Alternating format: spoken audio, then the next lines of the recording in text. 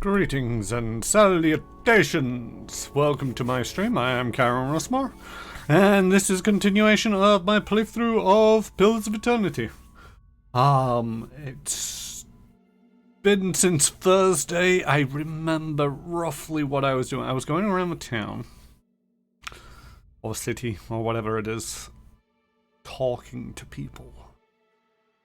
I'm not sure if I've done much or where I'm up to past that. It started to get a little bit of a blur.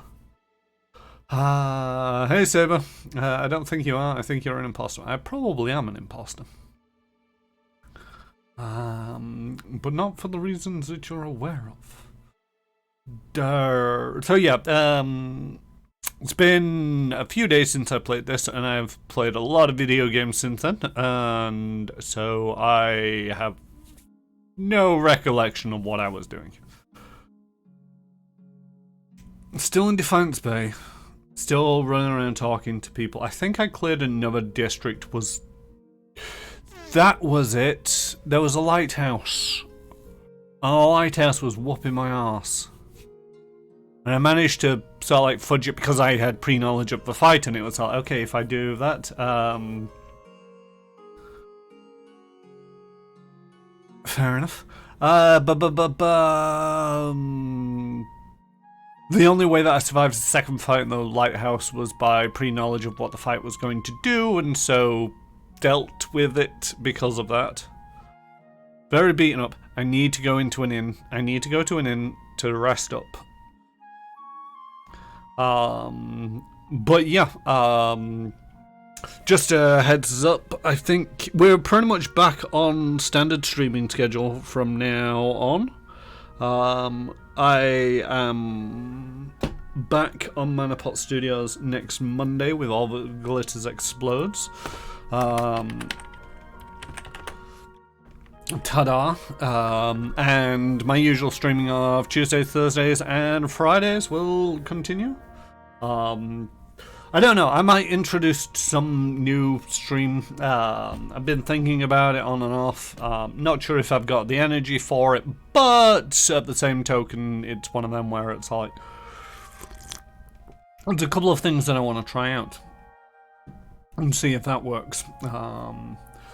But without further ado, well actually with a little bit of further ado, because I've not actually loaded up the game yet, because I was running a little bit late, we're going to load up the game. We're going to do that, we're going to do that, we're going to do that, we're going to do this, we're going to do this, and I can't actually go over to the game. There we go. You should be able to see the game now. If not, then whoops. Hey Zen of Games, how are you? I'm not too bad. Yourself? Go heal up. Yes, I remember leaving myself a note saying, go heal up. I'm good, having coffee and playing Lord of the Rings online for a bit. Nice, nice. Are they still doing new development for Lord of the Rings online? It's always one of them curiosities for me, because it was all like,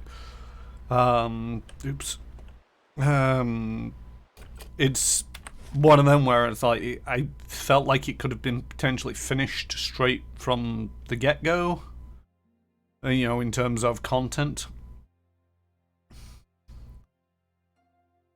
Where? I came from Brackenbury. But I can't.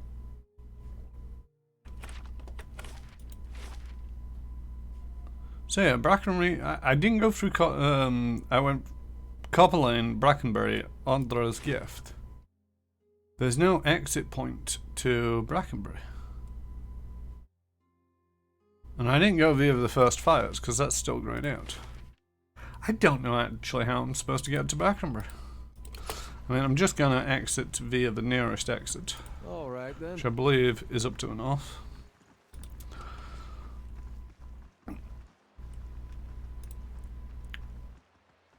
It's one of them, because you can't heal hit points or health. You know, it always seems to be a case that one of us gets absolutely trounced. You know, still got 300 hit points. 300, 300, 300, 150. Reasonably battered. But because I've got 83, which is substantially less than my maximum endurance as well, it means that I'm going to die if I get knocked out. Which, given the fact that I'm down 300 and odd hit points,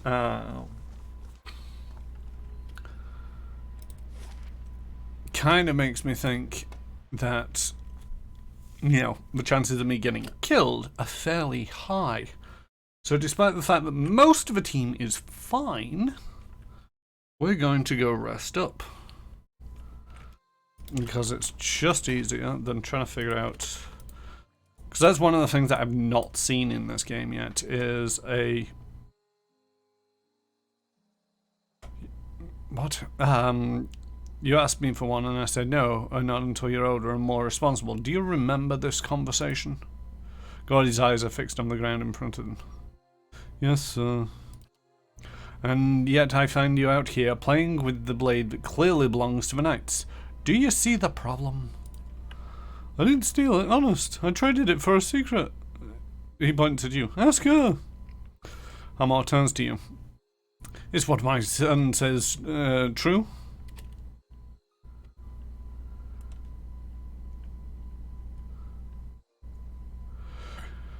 It sure is. What are you going to do about it? Oh no, that's far more aggressive than I want. He wants to be a Crucible Knight. I thought it was a good way to get him started in an honourable profession. He stares at you for a moment and shakes his head. Well, I still don't approve of my boy having a weapon, but I'm glad he's no thief. You can keep the blade, but I'll be holding it onto it. You can keep the blade, but I'll be holding on to it until you're the squire with the knights. Come along, Gordy. I won't have you loitering out here all day. Well, I gave the kid a knife and apparently his parents don't approve. How was I supposed to know he had parents? Standing around in the street like an orphan? They recently released the Good or Bad expansion. Good or Bad isn't one of the last Dwarven Halls. I don't know, we're waiting for Xenogames to come back on that one. I'm very bad at Lord of the Rings lore. So I'm guessing they've strayed away from the actual Lord of the Rings trilogy and gone into more of the Tolkien lore universe kind of thing. I've just remembered I've not got my vape on me. It's probably over there. Yes, it is. Be right back. 1 second.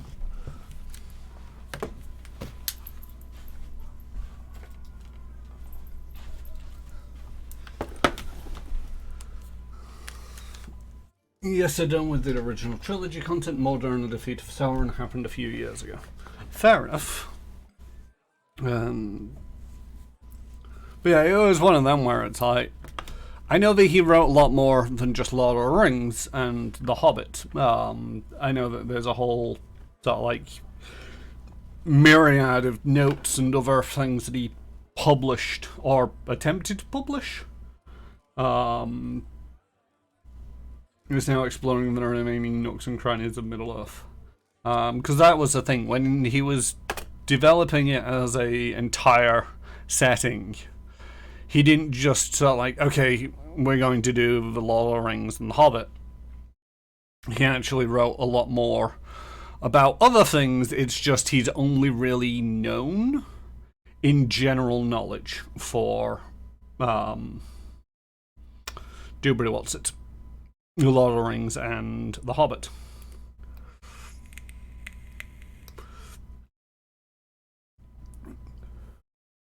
Using tons of lore from other books to create new stuff in the spirit of his books. Similarium for one, which is basically how Middle-earth happened. Yeah, and this is the thing. It's he wrote a lot of notes on the setting without making stories around them because it helped frame them in his mind as to the events.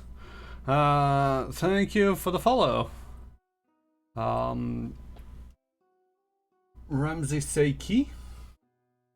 I'm gonna go with Ramsey Seiki until you tell me that I'm butchering it and give me an idea. So I should buy this game with the DLCs or without.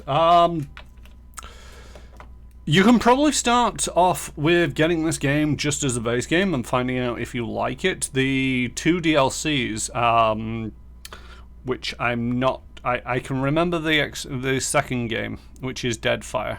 White March, that's it. White March 1 and 2 are another area that you will encounter. I don't actually know. I've not actually gotten up to that part. All I know is that it's basically the base game, and at some point there'll be a point where I can go off to the White March, which is a region of this. That's as much as I know about the DLCs. But to a certain degree, I'm a big fan of sort of like buy the base game, see how it goes, and then at a later point, if you're enjoying the game, buy the DLCs. I just so happen to have all of the DLCs for this because of reasons, and I can't remember why. I think I might have picked it all up when it was dirt cheap. But yeah, I can't honestly comment on the DLCs at the moment because I've not played them, unfortunately. Well met. I could do with the room.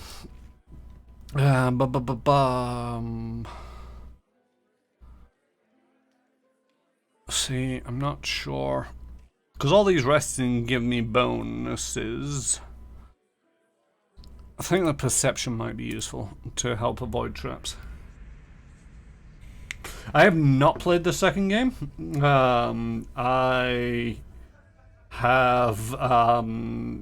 it's one of them where I actually backed this at Kickstarter. Didn't get round to playing it. I started playing it, and it's one of them where before I started streaming, I had very limited limited ability to focus on completing games. So I started up, played it for a bit, didn't get anywhere near towards finishing it, put it down, picked it up again. I managed to get the second one, the complete edition, on GOG at some point for next to nothing, I assume, because I own all of it, and I won't spend that much on it. But no, I'm trying to play through this one before getting into the second one, just so that I'm not... because one of the things about video games is when you play the second one, they've usually got a lot of quality of life improvements over the original games, which then you get frustrated about because it's all like, why didn't they just do this to begin with? It's the first game. Who can blame them? But yeah, it's one of them. It's all like it's a brand new experience for me. I'm sorry I can't be more help on that. But yes, I'd recommend get the base game, see how you like it, or to a certain degree have a conversation here in chat about what other games that you're into, what other games you enjoy, and I might be able to draw some similarities or comparisons for you as to my experiences so far. But at the moment, I think I'm in the second chapter. See, we've got no leads for the White Marsh or White Marsh March Part 2. And I've only completed this much without going into too much of spoilers. I was sucking and bought a ton of stuff on Steam sale after Xmas. Now I just need to clone myself and have enough time to play them. I feel you there, Zen of Games. I've been doing some thinking on that myself a little bit recently, where it's like, I own a lot of games on Steam. I've bought a few games over the Christmas period, or the winter sales on Steam. I've got Borderlands 3. I'm pretty sure I picked up something else. Well, Tales from the Borderlands. And I'm pretty sure I've bought like 2 or 3 games on the Steam sales. Epic Games have been giving away a lot of games, and it's oh yeah, that's pretty cool. That's pretty cool. I claimed them. I don't know if I'm going to get around to playing them anytime soon. But yeah, It's a terrible fate of having so many games and so little time. Right, so we were trying to clear out this lighthouse. I'm going to put you a little bit back there. I'm going to put you back there. Hey. And everybody go inside. Did you... Any notable games that you picked up then of games over the winter sales?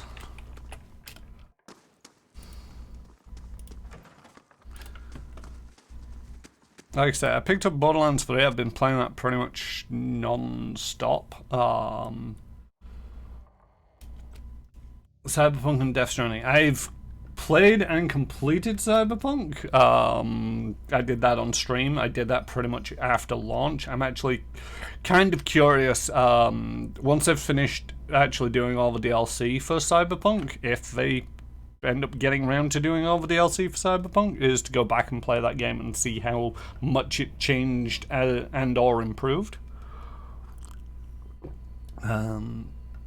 But yeah, played that one out on stream, completed it. I think there's been enough press coverage as to whether Cyberpunk is a good game or not, or whether people will think that it's a good game or not without me weighing in on there. So I'm not going to. That's not a good place to be. We're getting swamped over here. I am in a lot of pain. Can I go downstairs? No. Cannot venture forth while in combat.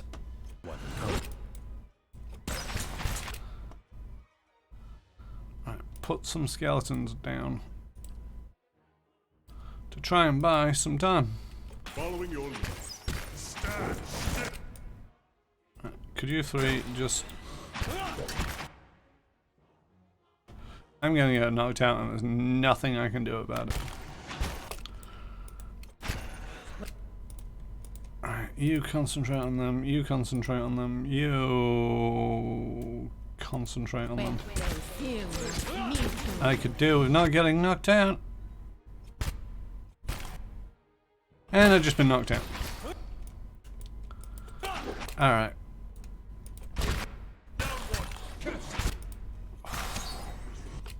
This game is rough at times. I have the feeling that I shouldn't quite be in here just yet. Or I am actually genuinely terrible at this game.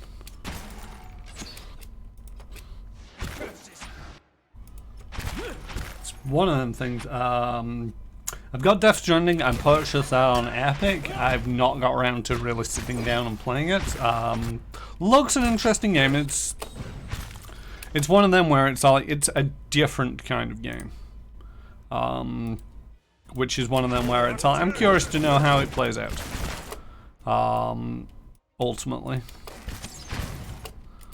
right, can we take care of this spectre at all? Who's going down now? The cleric's going down. I think this needs to load. I think this needs to be left until a while. Divinity Original Sin 2 is another one from Zen of Games. That's one of them games where it's all I own it. I also own a Divinity Original Sin. I have not finished playing Divinity Original Sin because, like with many other games that I play it for a while, enjoy it, but then never get around to finishing it. I can't remember when or how I got Divinity Original Sin 2. But I own it, so it's on the list to be played at some time.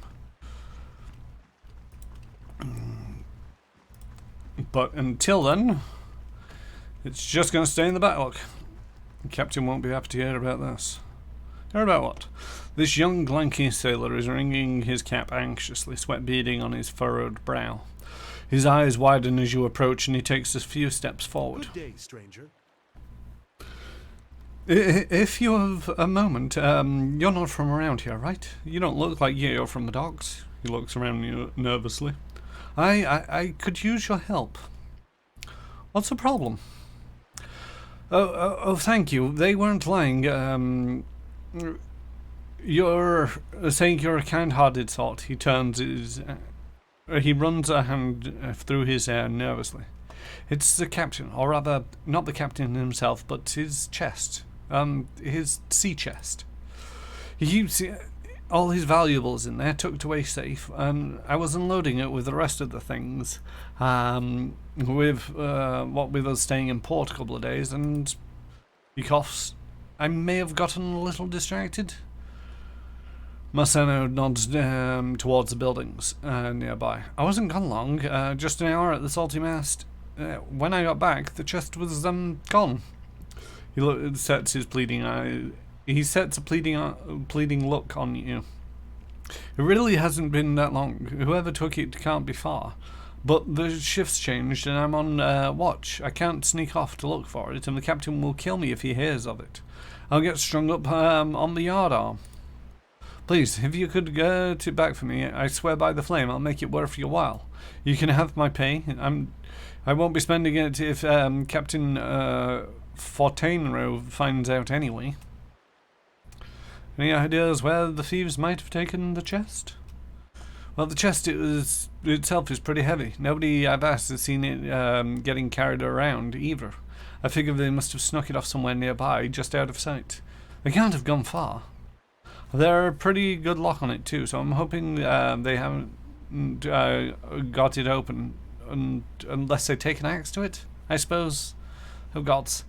If they've got it open, I'm really done for. What makes you think I'm not from around here? Well, don't see many like you around here, there's all. He shuffles awkwardly, even on the docks.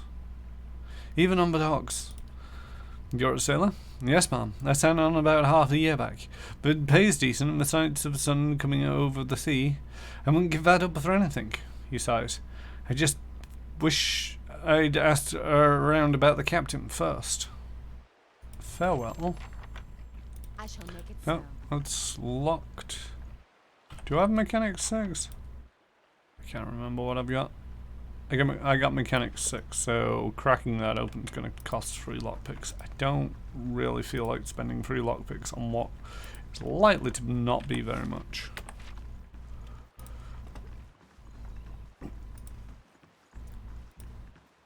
Seems like a terrible place to build a docks with all this Adra, or I'm assuming Adra jutting out of the water.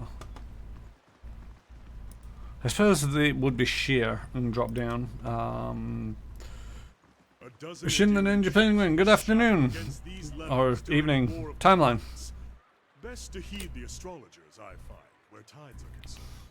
Place gets my blood bleeding in all the right places. I'm slightly concerned with what he meant by that. Right, where have I been? God's damn that son of a cool. The angry woman clenches her jaw and stares out towards the harbour with the glimmering golden eyes. Eventually sensing your presence, she turns her feathered head towards you. Want to run it down on its luck, Valiant Trading Company? If you have more than half a brain, you could really do something with it. She clenches her jaw and continues quietly. As long as you're willing to clean up a few bloodstains. Enough silver and gold, and you'd be surprised how well I can clean up with just about anything. True enough. Verzano's just lucky no one's trying to pay him in steel these days. Sooner or later, his luck will run out. The woman looks back at the warehouse for a moment and grimaces. After a slight nod in your direction, she storms off. Well, that was an exchange. As you near, you feel the vibrant history contained in the essence of this man's soul. It's 12:30 PM where you are, which would put you East Coast America, I believe. You see him probing at a lock, hunting for the click of success. It takes him more than a moment, but there it is. Click. He turns the needle further. Click. A smidge more. Click. His smile is all smug self-assurance as he pushes into the well-fortified building. He shivers as he steps over the threshold, pupils contracting briefly as the door swings shut of his own accord behind him. Click, click, click. Locked. He moves through the silent building, no subtlety to his search. He pockets nothing, despite the slack-jawed acne ache in his face as he passes over jewellery and potions alike. Nobody stops him as he slinks from room to room. He is alone, uninterrupted in his search. Finally, in a dingy, dust-encrusted room, he finds a trapdoor, carelessly hidden beneath a fraying carpet. The lock is rusted, old and crude, and he breaks it with ease as he takes his sword hilt to it. He whistles through his teeth at the collection before him. Hammers of Ardra, obsidian blades, dragon-scale armor. He replaces his sword with an enormous symboled blade of black, and takes as much else as he can carry. Dropping the trapdoor back down, he hears a wailing, piercing screech. Panicking, he tries to run, but his collection is too heavy. He curses, dropping all but the sword, and scales the bookcase into a barred window. He smashes glass with the sword and begins to bash at the old iron bars. Shouting in the distance renews his desperation, and with a great clang of bars fall from the window. He squeezes through the opening, every inch of exposed skin cut with glass, and runs the obsidian blade on his back, glowing gently in the dark night. As you near, you feel the vibrant history contained in the essence of this man's soul. Voices from the past seem to call out to you. You see a man lying on a mat, restless in sleep. He tosses about, unable to calm and claim total peace. Behind his lids, eyes dart about, and small moans of distress escape to his lips. He rolls around, moving from lying on his back to his side and on his back again, sweat standing out on his forehead. The door to the chambers slowly opens, a weak light from the hall outside falling across the sleeping man's face. This man, much younger than he is now, steps lightly into the room. His feet rise and fall as he crosses the floor with calculated precision, never once making a sound. He approaches the man on the mat, slowly raising 2 daggers as he does. He stands over the man, staring down at him, intense hatred burning behind his rocky features. He doesn't move, a statue poised to strike at the man's bedside. The man's eyes fly open, blinking in confusion, trying to drive sleep from his mind. He sees the boy standing over him, daggers at the ready, and the blinking stops. Terror replaces the confusion, and he only has time to say one word: "Hugh," before the boy is on him. He drops, planting a knee on the man's neck, and plunges one of the daggers into his stomach. The boy leans over, tilting his head back to reveal a large black scar that cuts across his neck and from the right side of his jawline to his left collarbone. The man gurgles and makes a muffled coughing sound, trying to speak through his crushed windpipe. The boy looks at him again, locking eyes and holding his gaze as the man slowly slips away. He then lifts both daggers and brings them down into the man's eyes. Such a cheerful place. Greetings. An old man paces the docks and looks out over the water. He's fussing over something large and round, which he constantly shifts from one hand to the other. You're not certain whether his wide-eyed, mouth-gaped expression marks fear or surprise. It seems he isn't either. You don't look like a god. He examines you and your equipment more closely. Say, you wouldn't be interested in making some coppers, would you? He shows you the object in his hand. It's a large round opal with Ingwithan runes carved into it. It's glistening with his sweat. See the ship that went down over there? I've been looking for someone to help me recover some missing cargo. Tell me more about this missing cargo. He licks his lips. We started in cold morn, and we were making our way downriver, loading and unloading as we went. Business as usual. What exactly happened? He massages the opal in his clammy hand. We'd reached Idna's Rest. We may have agreed to take a few crates from some place called Kailban Rilag. A couple of lads snuck a peek in the cargo, saw suits of armor and a broken scepter. He shrugs. Don't know why anyone would want to broken anything, but these animancers will buy dirty stockings if it came from the ruins. He closes his hand around the opal in a white-knuckled grip. We were almost to Defiance Bay when the screaming started. I'd seen my share of barroom brawls, but this sounded different. I was topside with the captain, but he and the first mate went below decks to see what the commotion was about. When they didn't look back, I looked into the hold. He shudders. I saw one of those suits of armor walking around all by itself. It was covered in blood. When it saw me, it started running for the hatch, so I closed it. He squeezed his eyes shut. How did the ship get here? He rolls a stone between his hands. I'm just a deckhand, but I was the only one left. I piloted the ship as best I could, but I hit rocks as we were passing Brackenbury. I barely made it to Odra's gift before I had to jump overboard and swim for docks. I'd given up on the cargo, not to mention the payday, when one of the lads pulled this up in his nets. He shows you the opal. It's part of that scepter. From what I can recall, there were 3 other pieces, and I bet you anything they're somewhere in the shallows too. If anyone could find them, there'd be profit to follow. What happens if I find the rest? If you find the missing pieces of the artifact, I got an animancer friend from my expedition days who'll find you a stack of coppers.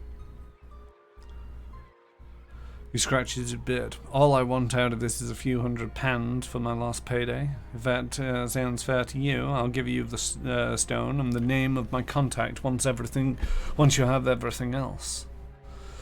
Mattel regards the opal again. Seeing as the kid dredged up the stone with his net, I'd wager you could probably find the missing pieces out in the shallows during low tide. Imatil gazes out across the water. Anything else you need? Have you seen anyone come this way carrying a large chest? Come to think of it, I did. He points to the east. They went that way. Couldn't have got far. There's business. He spits into the water. I'll be glad to sail with captains who are more careful about their cargo from now on. I don't give a worm's wings about the Duke's trafficking laws, but I'm too old to fight ancient horrors. He takes a deep breath of the salty air. I just want to enjoy my twilight years doing an honest day's work. About the Ingwithan relic, yes. Do you have any idea what your animancer friend wants with this relic?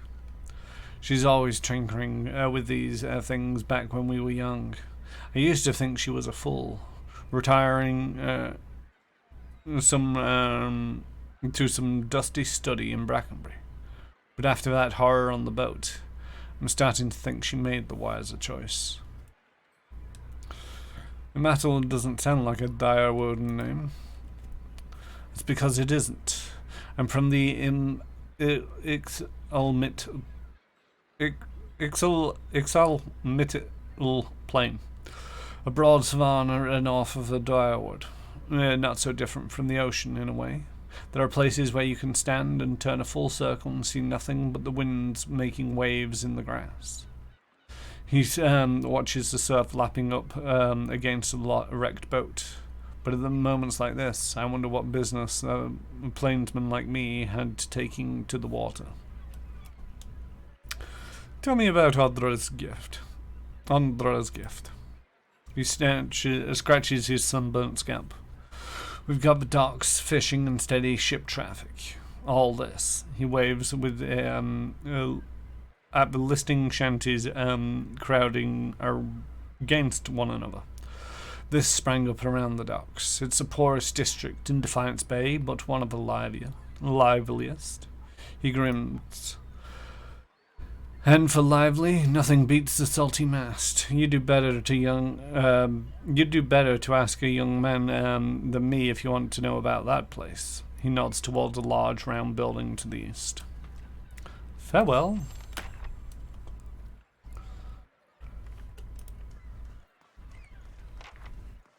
The ropes dangling from this crane sway in the ocean breeze. Alright, so he said that the thing was over to the east.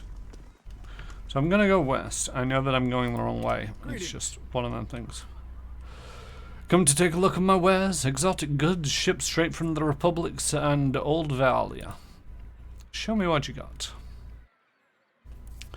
You've got a load of things.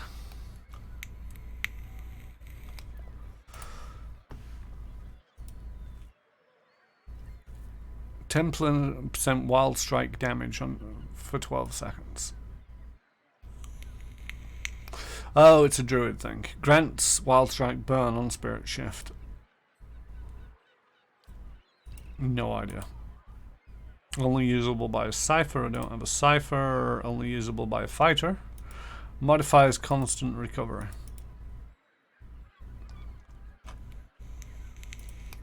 Wish you told me a little bit more about that. +2 resolve.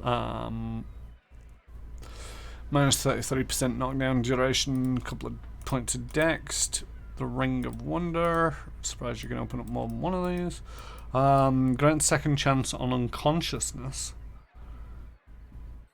Might Constitution or Resolve. That's a nice ring.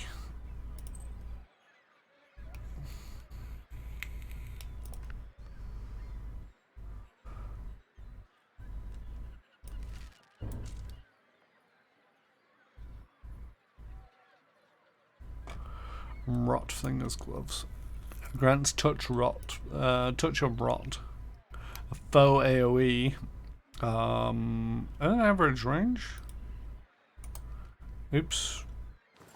I'm clicking all the wrong buttons.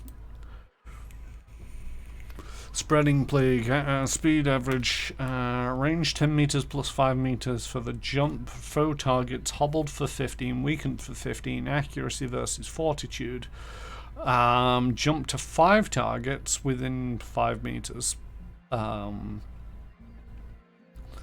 Applies the same as a foe. Not really my kind of thing. Vithrak Brain.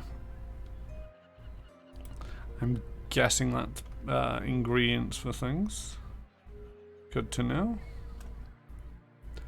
And a beagle dog and a calico cat. I think I do want this ring. It's the only thing that was there but was like, that's nice and fancy. Because one of the things is, he did have armor, which gave a second chance on unconsciousness once per rest. It was very useful, but had to take it off him.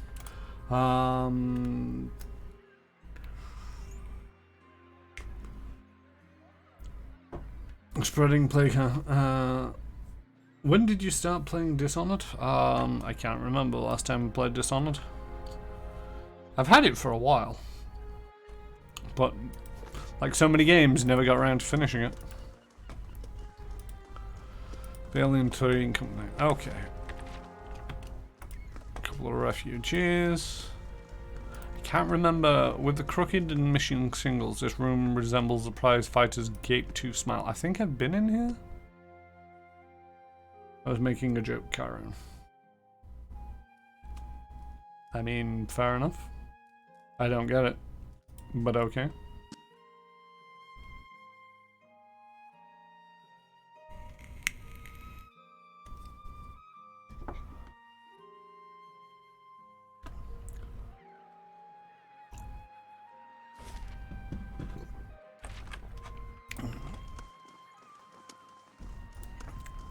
So yeah, I had been in there. Not been in here. Bum bum bum. Bum. Greetings. A young woman stands behind the counter, watching you with quick, intelligent eyes. Welcome. Is this your first visit to the Valium Trading Company, is it not? Please let me know how can I assist you.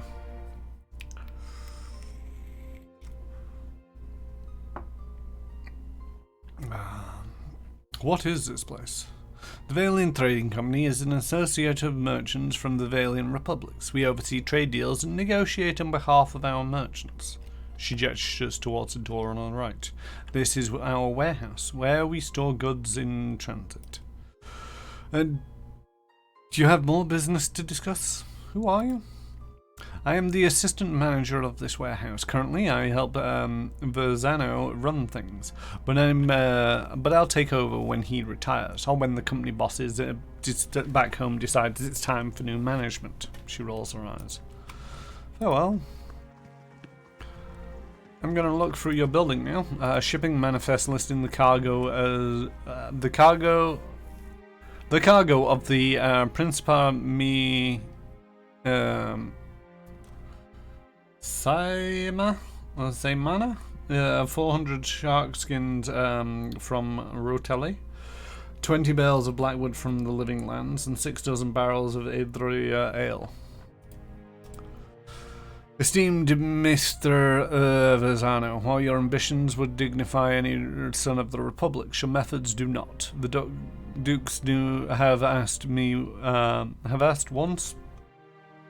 You have seen to the business interests of all the republics. They are not given to asking twice. Vincent Ascotti. Bundled navigation charts and nautical maps. And that's stealing. And I don't steal things. I'm not that kind of player. This time. For immediate transport to Barada, handle with care.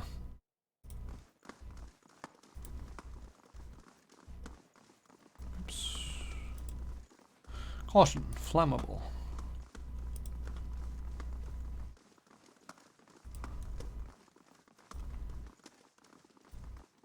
Live specimens, do not open. And everything else would be stealing, so let's just talk to the only other person with a name. A man stands in the corner of the warehouse, directing traffic. Gems wink from the many rings on his fingers as he points and waves at the labourers. His silk clothes, though finely embroidered, aren't new, and you notice a couple of mended seams around the shoulders and a discreet patch on one elbow. Gods keep you. When he sees you, he throws his arm wide in an expansive welcome. Greetings! You have come to the warehouse and headquarters of the Alien Trading Company. He consults a pocket watch. Some of the gold filigree has chipped away. But you are late. I sent word to the expedition hall yesterday. This delivery cannot wait. He snaps the watch shut. What's the delivery? He tugs his beard. I must assume then that you are not from the company I contracted at the expedition hall, but you are here and they are not. It's a bag of bitter squash seeds which are prized for the medicinal properties. Few merchants in Defiance Bay deal in them, but those who do know their value. Seems simple enough. Why ask me? A frown distorts his meticulous goatee. My own couriers have been robbed and beaten these past weeks, and it would seem that some of my competitors resent my success. In any case, you are not a known associate. You will be left alone, and if not... He shrugs and grins. You look like you could handle yourself. As for your integrity, well, I suppose I'll just have to trust you, as I will have to trust my assurances that you won't find a buyer outside my contract. I'll do it. Claps his hand together. Excellent. Now deliver this package to a man named Gareth at the Goose and Fox in Copper Lane. He will know what to do with it.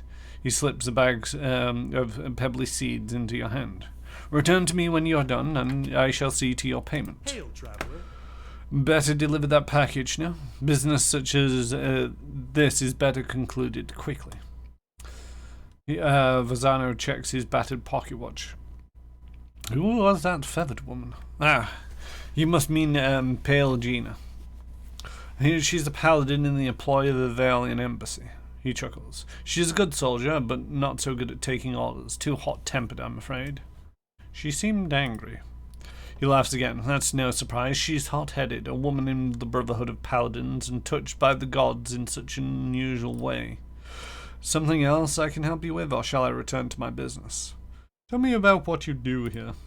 I'm a merchant from, Axenes, the fairest of the Valian republics. Here in Defiance Bay, I run the Valian trading company. He gestures at the stack crates. We ship cargo to and from the republics. We are part of the grandest mercantile organization in the world. Anything you can imagine, we can ship it. For a fee. I'd like to know more about the Valian trading company. We are a confederation of merchants and traders from the republics. He looks proudly around the warehouse. We sell all manner of goods and equipment, and for the years we've enjoyed fruitful contacts with many shops, inns, and armourers throughout Defiance Bay. His smile flickers. Is something wrong? It's nothing. He waves a hand. Only the competition has grown exceptionally fierce in recent months, but I suppose this is expected given the legacy, as the locals call it. Farewell. And this is a door out, which I'm assuming is going to be the door slightly further down. All part of the same warehouse, as it were.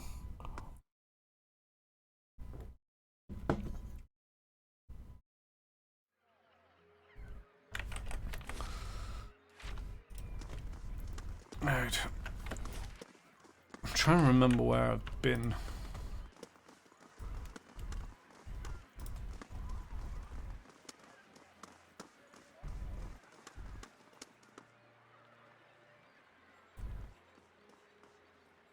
Surrounded by scattered planks, it isn't clear whether the skiff has been half-built or abandoned or cannibalized for lumber.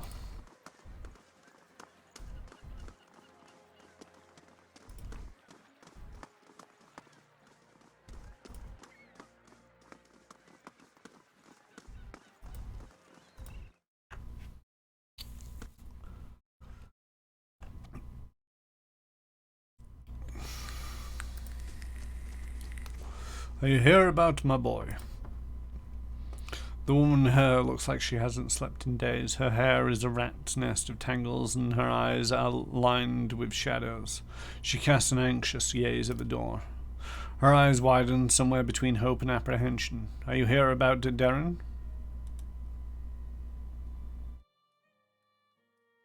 No, but if there's something I can help with, I will.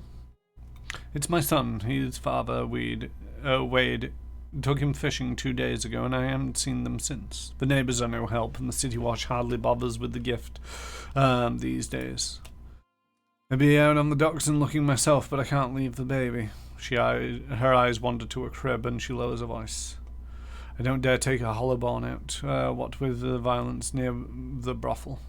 You have a hollowborn baby? The answer is etched plainly on her face. Wadewan's legacy is as potent in Defiance Bay as anywhere. People are scared and they're looking for someone to blame, whether it's these women at the brothel or the families of these poor babes. Might be nice if a god or two stepped in and set people straight, but that's just me. She sighs and watches the motionless cradle. I don't approve of what goes on at Mayor's Place, but these attacks won't earn us the god's mercy, and it's only made it harder to earn a living. And tell me more about their disappearance. What do you want to know? Tell me about Darren. A ghost of a smile flickers across her lips. He's a brave lad, if a little too bold for his own good, but he's always been a dutiful son and a gentle brother. He's got a dark hair, quick eyes, and a ready smile. When you find him, you'll recognize him in a heartbeat, I'm sure of it. Tell me about Wade. She scowls and brushes the greasy stem of hair from her face. Sometimes I don't know whether to rejoice or rue that he comes home as often as he does. He spends most of his time and all of our money drinking at the brothel. Has ever since. Her gaze returns to the silent cradle. Where did you last see them? Wade was taken down in fishing at the docks. It was 2 days ago. I have no more questions. I'll be back if I find anything. Uda closes her tired eyes, likely for the first time in 2 days. I don't know how to thank you. I don't have much to spare these days, but Odra bless you for anything you can do. You have plenty of things. There's something there, and there's something there, and I'll take them both. A quiet, motionless shape in swaddles beneath filthy rags and moth-eaten tails. A pale green fuzz has colonized one of these loaves. This is not a happy house to be in. I'm guessing Wadewen's legacy is something to do with what I'm supposed to be doing in this game. Still not quite actually figured out what I'm supposed to be doing yet. Truth be told. No, that doesn't. I keep wanting to move the map around with Wazard, but Wazard doesn't do what I want it to do. The arrow key is new. There is blood over here. Grab his purse and go.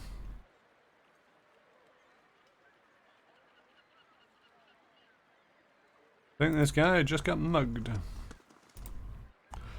This man's fancy clothes are ripped and blood flows from a fresh cut above his eye. He tries to push himself up. His arm is shaking. He winces painfully. Help him up. Thank you. He gasps as he rises. My head. What happened? He carefully dabs at his bloody nose with a silk handkerchief. I was on my way to the club. He slowly stretches out one leg, grimacing at his scraped knee. It's a rough part of town, but the rabble's never been violent. Even a night in Inkwalls isn't worth this. He limps away.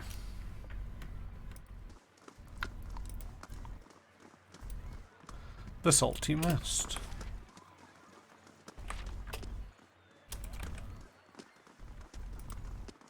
Oh, yeah, I am going the right way. An animat. There's more than one thing over there. They look very dangerous.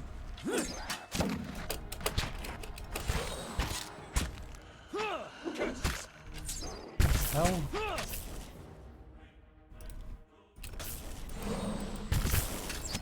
There's very few places I can move. I don't like this. Skellybobs. Skellybobs. Yes? Can't get a good shot. Everybody attack that guy. Where?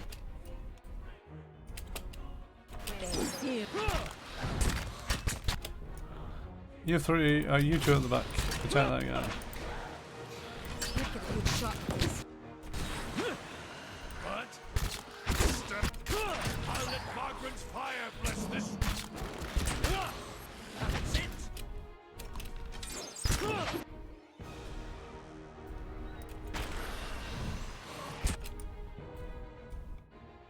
What's everybody else attacking?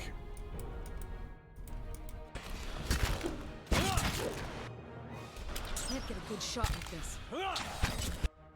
We're one fewer now. We're running out of skeletons. Summon some more.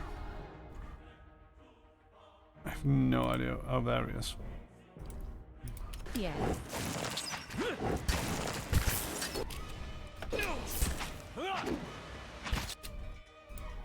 Where?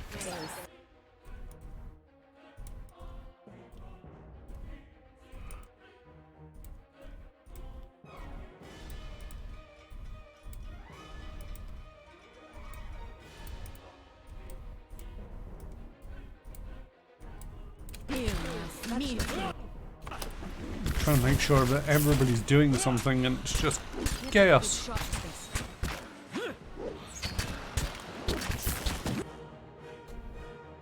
And that's that one out. I forget who was attacking that, but...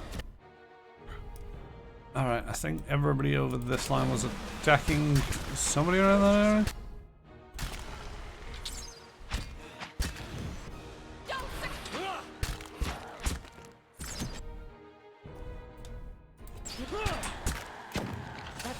helpful?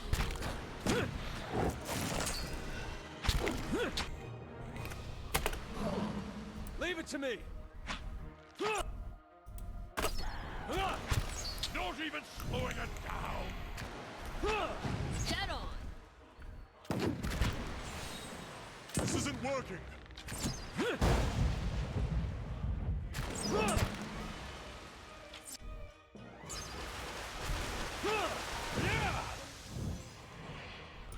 Hey, So what the hell were those things? Animat. Animats were initially created to serve as guardians of royal tombs. Their early creators bound the souls of their strongest warriors and made servants to intricate sculptures made of various materials in accordance to the rank of a soul captured within. As the knowledge of the technique of this process became more widespread, powerful animancers started creating their own animats to serve as personal guardians, using whatever weapons and materials lay at hand. Animats can only be created through the use of loyal souls that hold a powerful dedication to protecting their charges, while the ritual to create them can still be performed on unwilling subjects. A lack of resolve in the participant's soul can result in abominations which immediately attempt to destroy themselves in a violent manner, often inflicting collateral damage in the process. Even successful creations remain vulnerable to the onset of doubt, and most animat creators take great care not to allow such doubts to manifest.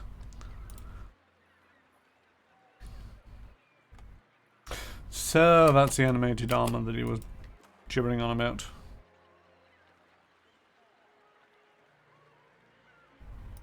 We're just gonna stick all that in the box.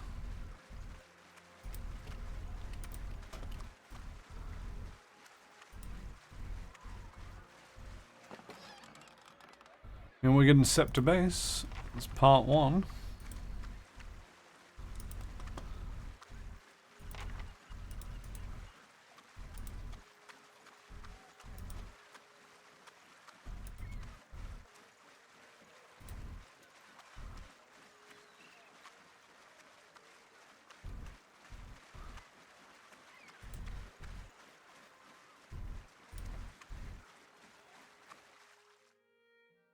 More animats.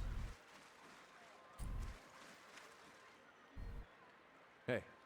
Verathus! What?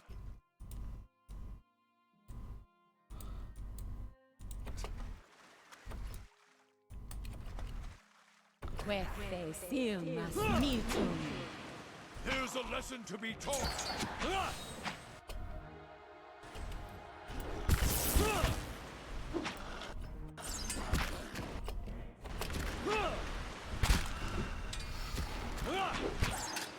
I'll let Margaret's fire bless.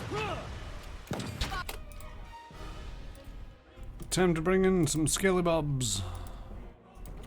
All of the skillybobs.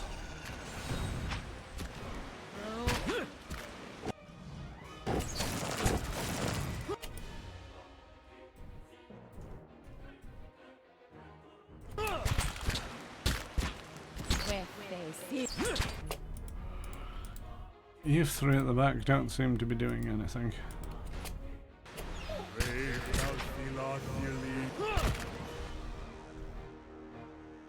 Per one viewer, there's a lesson to be taught.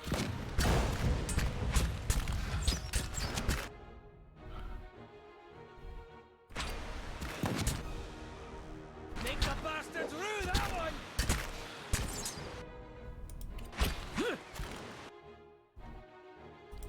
Ba ba ba ba. Per one viewer. Speed this up a little. Lava will be on seat! Many things were immune. That was a terrible idea. Get a good shot. Let's have some more skellybobs. Just to put a buffering line between me and them. Quae sil.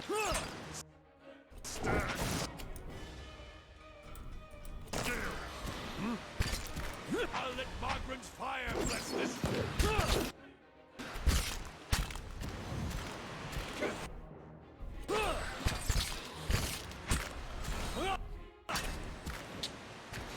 do wish you wouldn't pause for the deaths or Good shot with this. damage of the human skeletons, because it's one of them where it's like, I really don't care about those guys. And it's just so like I have to double check each and every time that that's what it's complaining about. Oh, they're fitting our number.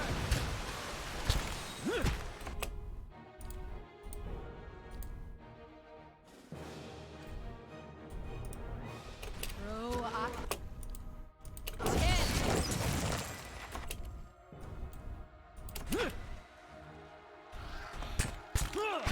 Deadle.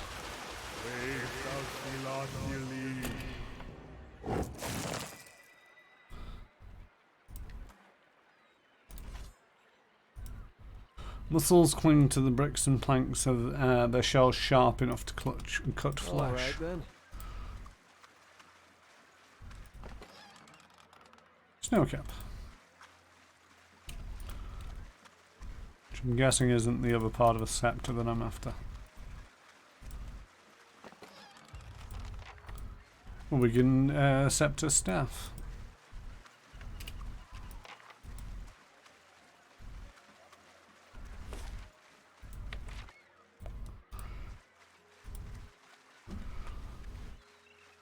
Bum bum bum.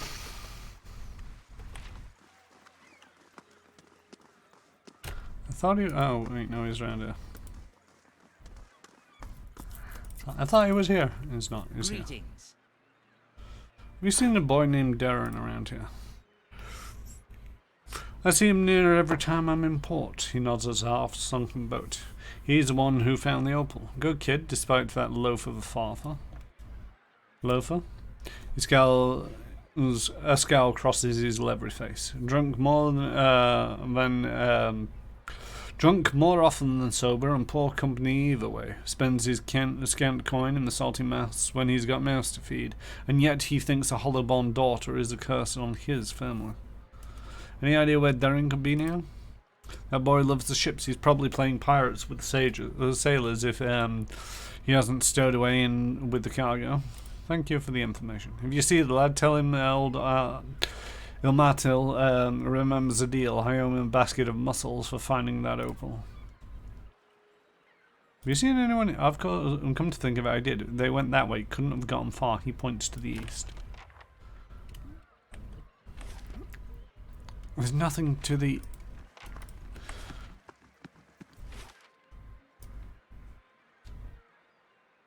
Right, we're assuming that left. Right is east. Because they've not given me a compass rose. I think I've been down this way. Yeah, I would have come up this way.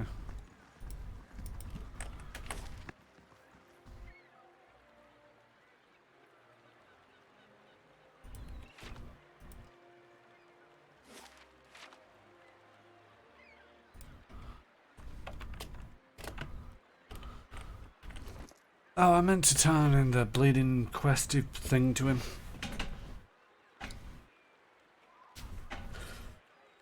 I'm more interested in trying to find this chest and whatnot, and it's like, wonder where the kid is. Let's just double check this chest location.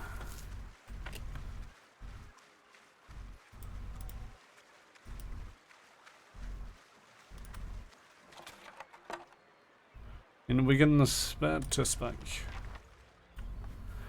Barnacles encrust the hull of this beached boat. Something the jagged other fingers most likely have clawed deep rifts into the wood. Whoever tried to sail through them must have been desperate or inexperienced.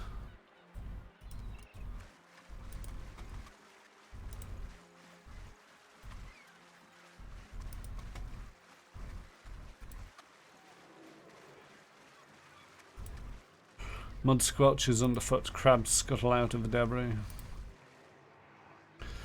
A young boy's corpse lies at your feet, half covered in dirt and seaweed. His hands have stiffened around a dagger. A soul lingers nearby, something confused and lost in the seaside fog. Reach towards the soul. As you reach for the soul, it lashes out. Glowing mist strikes at the air around you. The soul can't touch you, but you feel it burn with a feeble, uncontrollable range. It's okay, I'm here to help you.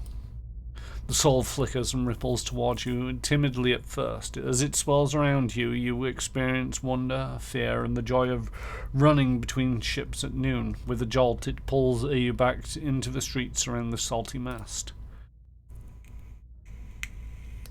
Women with painted faces weave between men stumbling in and out of the lamplight. Father's gone in for a drink, just as like always. He said it'd only be a few minutes, but it's been a few hours. The man guarding the door only laughed when you tried to explain this. There's always the back door. In an alley, two men have cornered a woman. Her cheeks are streaked with tears. She's backed against the wall and looking away. They inch closer. You step forward. The man barely acknowledges you, but the woman looks at you in a plea, with a plea in her eyes. You've seen that look in abuse strays in your hollow-born sister, and that time your father took her from her splintering cradle and to the filled wash basin. You were brave that day. A knife is at the thug's belt. A knife is in the thug's belt. It's in your hand, and now it's in his thigh. You're small and fast, but not fast enough. Fingers bite into your arm, and muddy boots sail towards your face. Everything is muffled by cold, brackish water. The soul retreats from you and pulses a question.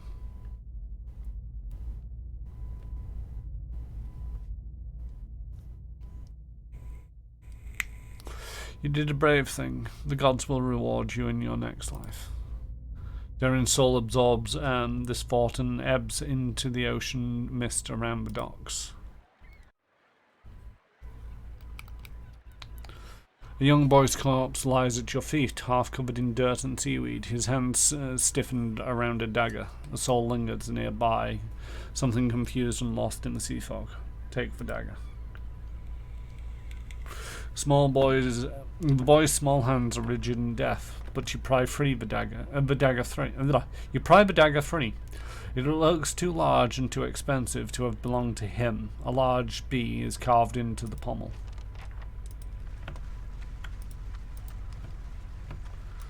Well, we found the boy. Don't want to have to be the one to tell the mother, but...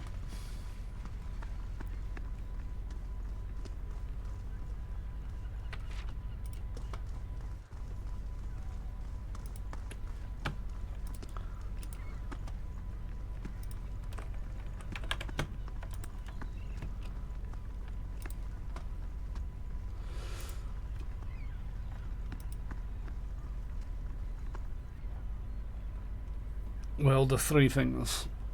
4 people stand gathered around what appears to be a wooden chest. One of them, a grizzled and rough-looking character, looks up at you and then sneers. Took a wrong turn somewhere, did you? Best turn around and walk on. There's a sudden snapping sound from a direction in the chest, and the second smaller man lets out a frustrated groan. Damn it, that's the second lockpick. He looks up at you and stills. Oh. Wald rolls his eyes and then turns to you. You've walked down your last pier. Oh no, say it ain't so.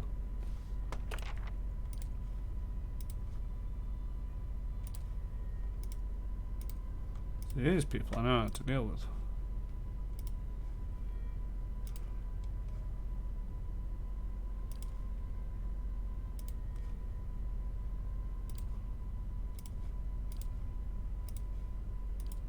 Ready, Watcher.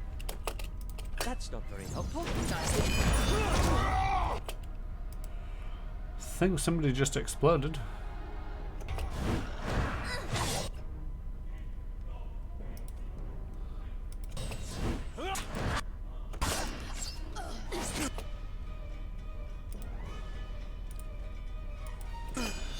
Ready, Watcher. Dead on.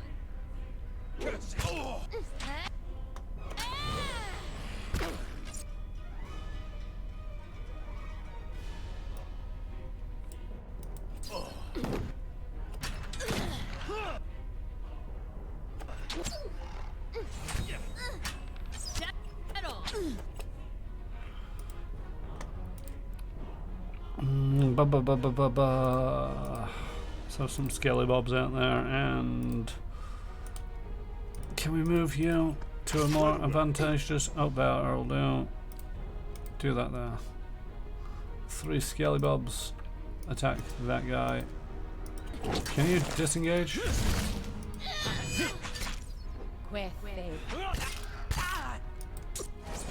Anywhere will do. Just not in the thick of it.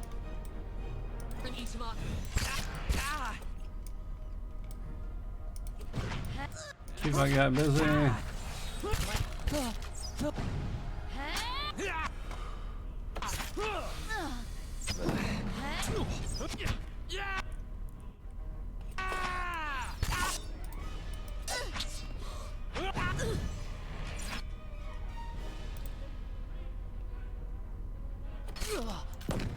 Let's burn this away!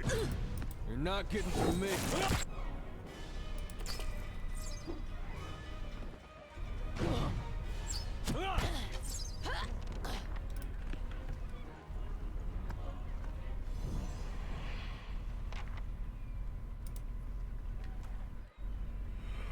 All junk. Unlocking this will require the proper key.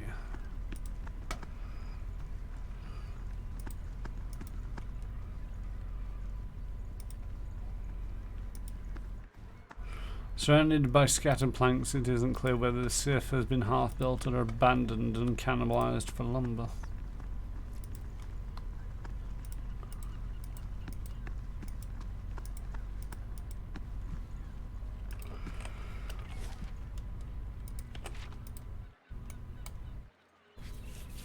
I think that's just about everything around here that needs to happen.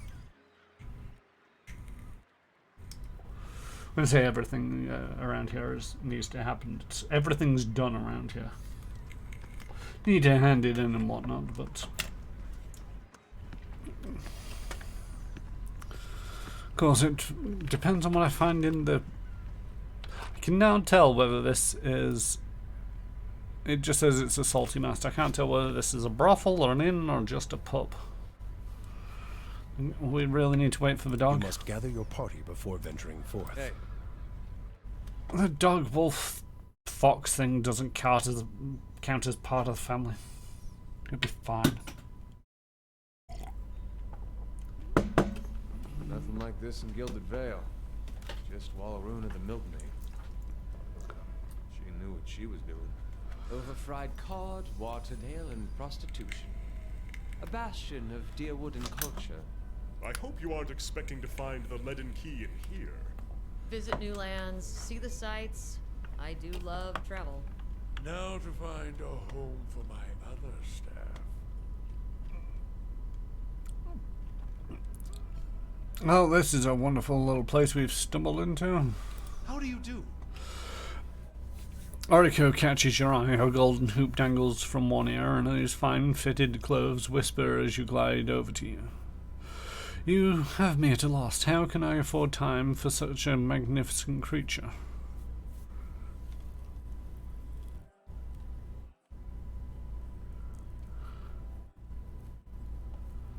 What are you talking about? I'm talking about your magnificent eyes and perfect lips. Truly, it would be such crime for you ever to close them. He runs a finger along a perfectly symmetrical goatee. What can Oriko do for you? Not at this time. Of course. Bum, ba, bum. Welcome to the Salty Mast. An Araban woman watches you suspiciously. One hand is tensed at her side, but as you approach, she relaxes and gives you a friendly, if weary, smile. I don't see many outfitted like you who aren't looking for trouble. You aren't looking for trouble, are you?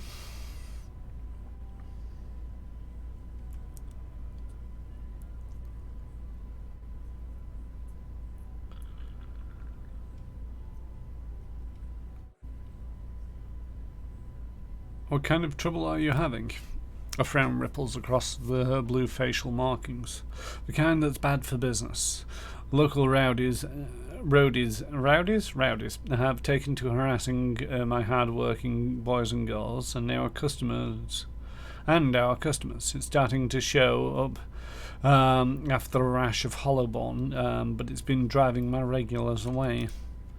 She looks you up and down, scratching her chin. There aren't too many who care about what happens in places like the Gift, but word is you're an exception. The Knights are too busy stiffing around Duke Avavar to bother with us commoners, and I'd just as soon not deal with their bureaucracy anyway.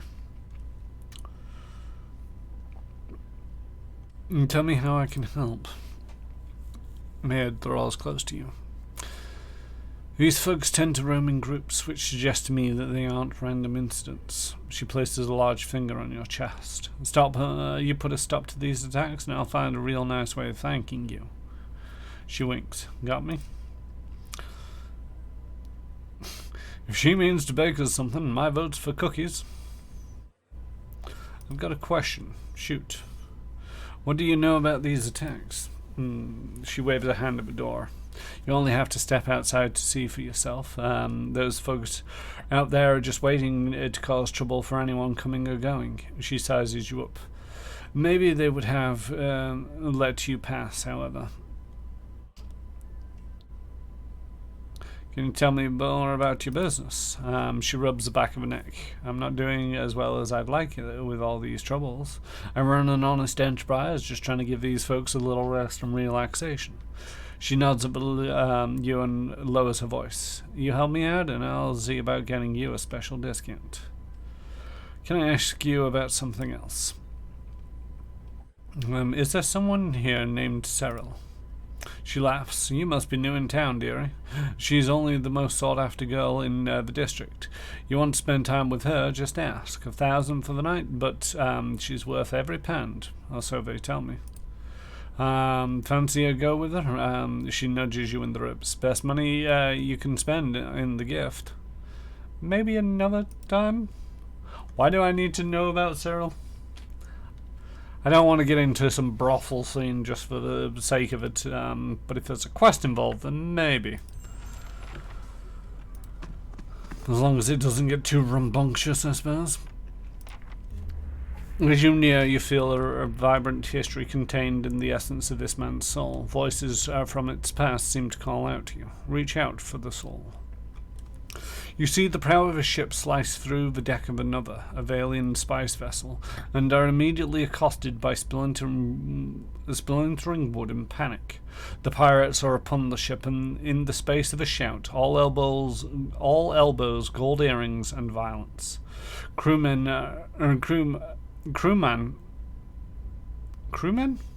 That says crewmen are hurled. I think it should be crewmen. Crewmen are hurled, shoved, and punched off the deck as the dog-eared captain boards. The hunt begins, immediately as the water begins to claim the wounded merchant vessel. The larger cargo boxes are ignored entirely in favor of smaller, more delicate boxes and jars. The captain stands water snarling around his ankle as he waits for each of his crew to return to the ship with their plunder. Counting them off, he takes a running jump and grabs a railing, hauling himself aboard as the remains of the merchant vessel are devoured by the ocean below. The captain of the crew applauds, raucous cheers and laughter as they begin to sort through the valuable Valian spices. The Fensington would eat well tonight.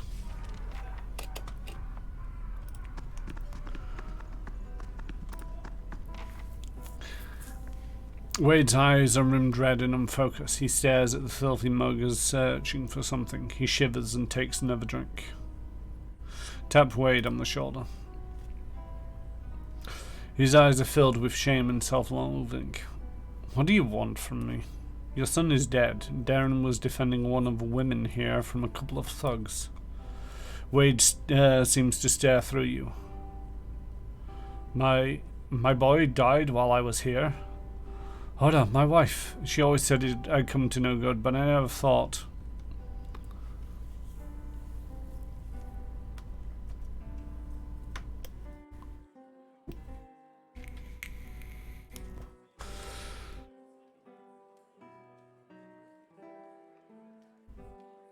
You might as well have killed him yourself. In fact, that's what I'm going to tell everyone here. You what? Maybe it's no less than I deserve, but one of these days, I hope you get what's coming to you. Wade stumbles out of the bar, casting a final contemptuous glance over his shoulder.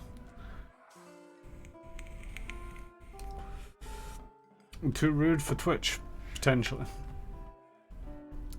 This is the thing, it's all like, there has been sort of like quest related stuff in video games. There's one, Neverwinter Nights. You go into this brothel, you talk to one of the courtesans there, and she gives you a quest. But without the whole too rude for Twitch kind of stuff. So it's okay to talk, but in this, it's all like, I don't know. It might have to be something that if it is somebody that I need to talk to about a quest, I'll do it off stream, or at least off camera, and skim read it before I go reading it aloud. I don't know. Probably do it off stream, just to be sure, and then save it beforehand, see how it goes. If it's not too rude for Twitch, then stream it at the start of the next stream. It's one idea of going about it.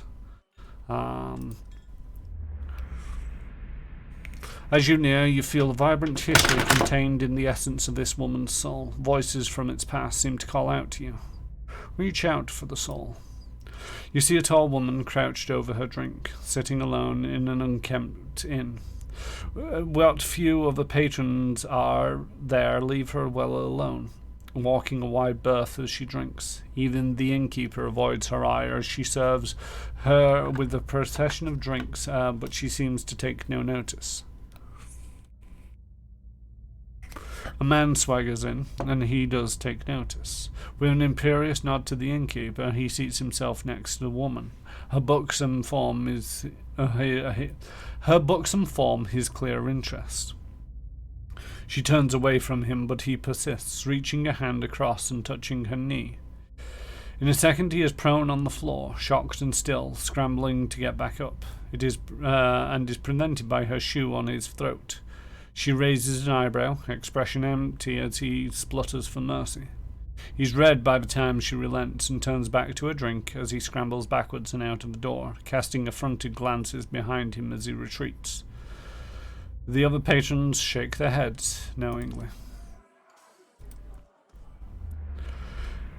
As you near, you feel the vibrant history contained in the essence of this man's soul. Voices from its past seem to call out to you. You see a burnt-out shell of a room. This man stands in the middle of it, scorch marks surrounding his feet, smoke rising from his fire-singed robes. Debris is littered around broken shelves, torn and burnt books, smashed chairs and a sundered table. There are cracks in the walls, and light shines through weakly from a small hole in the roof. Every window in the room is shattered, and the lamp lies on its side in the corner, burning oil forming a pool under it on the stone. The man looks around, surveying the wreckage. His eyes stopping briefly on the 5 bodies lying amidst the debris. They are twisted, burnt, torn, and nearly unrecognizable. He turns back to the only living man remaining, sitting against the wall, legs and pelvis crushed under a heavy stone beam. The dying man stares blankly over the beam, blood running from the corner of his mouth. The uninjured man leans over, looking into the eyes of the other. No other may have this knowledge, he says. The man opens his mouth to speak, but the man has already walked away. He drops his hand to his side and speaks a short phrase. An inky drop falls from his hand and hits the ground, growing in a ring of black energy that extends outward. As it passes over the other man, he transforms, his skin becoming ashen and grey, his flesh desiccated and wrinkling in on itself. The ring extends past the man and blinks out of existence as his body, now nothing but ash, collapses in on itself.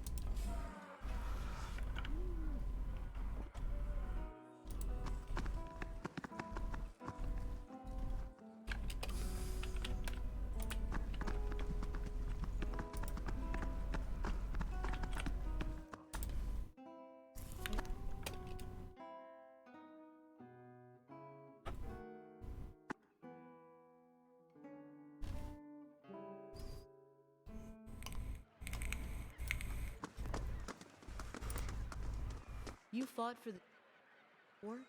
You better grab a couple pints before you get me going on that one. No complaints here.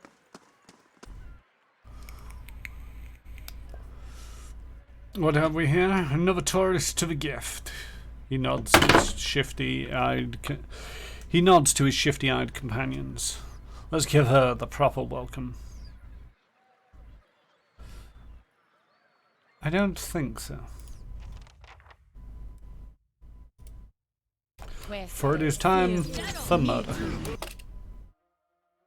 Because murder is what I'm good at.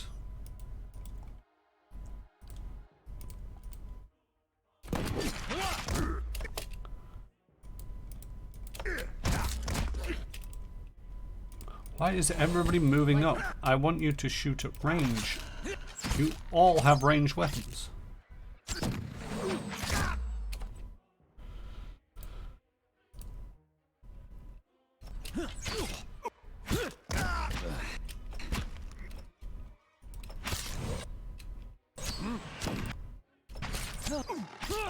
Run away! I'll get knocked unconscious. Either way.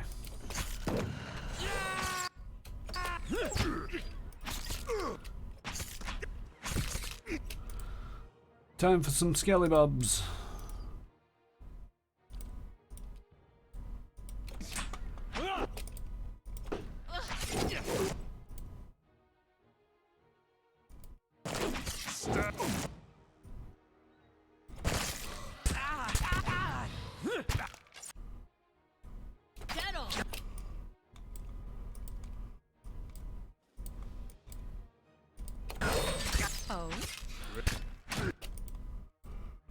Could the skellybobs at the back do something?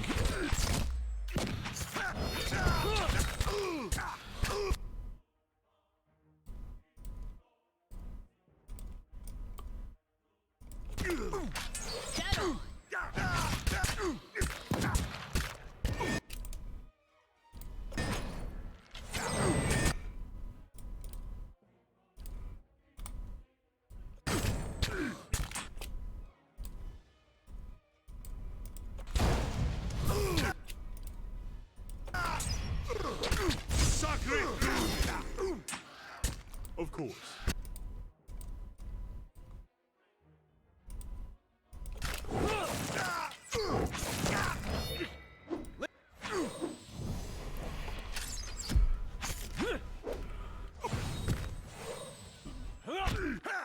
Not looking great, but you'll be fine.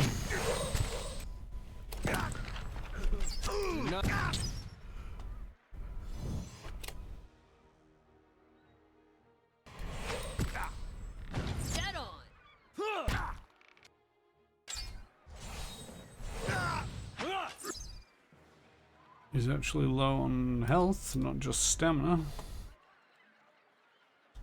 Oh, he's fine. Hello. A rusted bronze key.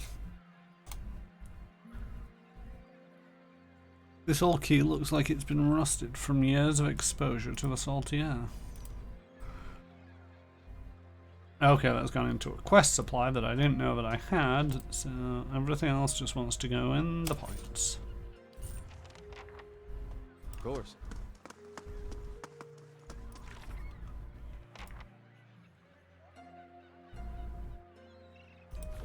Looks like it belongs to a house in Andra's gift. Which house that is, I don't know. Is there a house that was locked? I don't recall a house being locked. But a house could have been locked. Which would now explain why there's a key for it.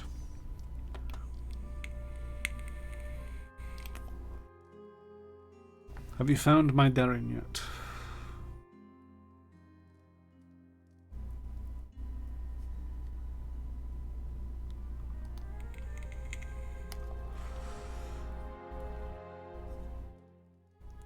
Darren was murdered. I'm sorry. Oda's mouth falls open and she stares back in shock. My boy's dead? That can't be. What happened? Darren was defending one of the prostitutes from a couple of thugs. He was brave, and you should be proud. She sobs and quickly brings her hand to her mouth. Her eyes are bright with tears. Gods, how could this make it any better? I would have never let my boy die for one of those women. And yet, I can only pray the gods will be kinder to him in the next life. Maybe there's hope for one of my children. After several seconds, she closes her eyes and swallows. I suppose it's better to know the truth than to keep wondering. Thank you, at least, for bringing me answers. Here, take these. I've been keeping several keepsakes for Darren one day, but he won't need them now. I doubt I'll have another child to pass them on to.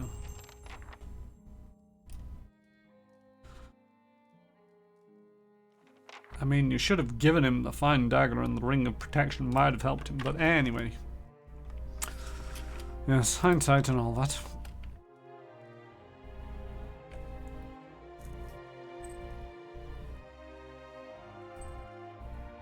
Yeah, you can have it, and that can go in there.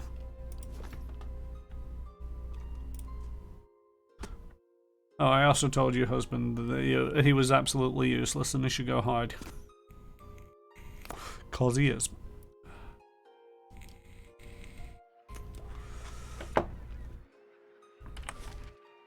Your brother, did you and he get along? We got along how brothers do. He used to throw water on me to wake me up in the morning. I used to fill his boots with stinging ants. My own brothers and sisters are doing very well for themselves, back in Takoa. I don't know that they'd search for me if I were killed so far from home. Brothers can be funny. I bet you'd be surprised how far they'd go.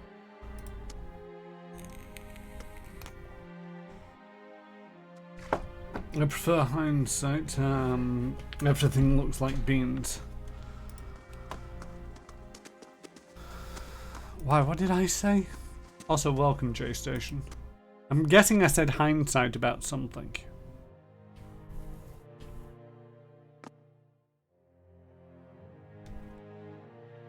But I cannot think what. How goes it?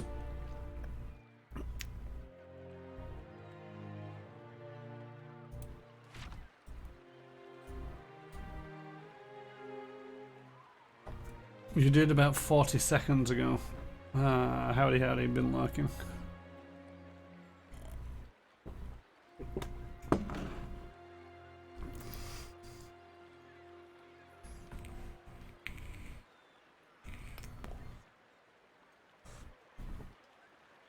Yeah, I don't recall what I said or why I said it.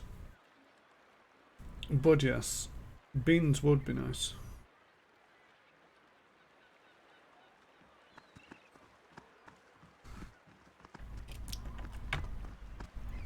Just wish I remember where this key might be for. Gods keep you.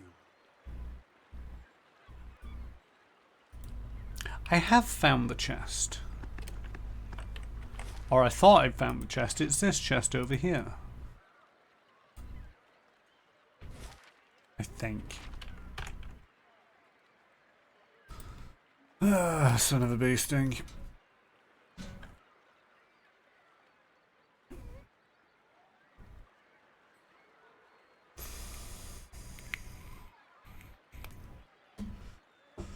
There's a lot of running around this district as I try and remember everything that's going on. Supply and demand.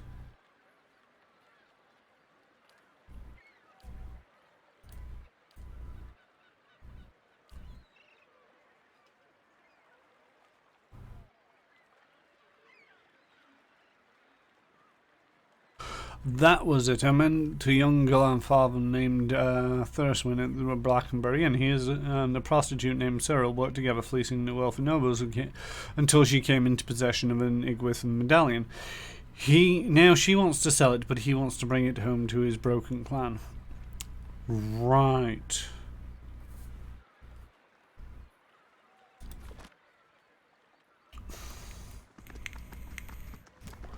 That's why I may wish to speak with Cyril.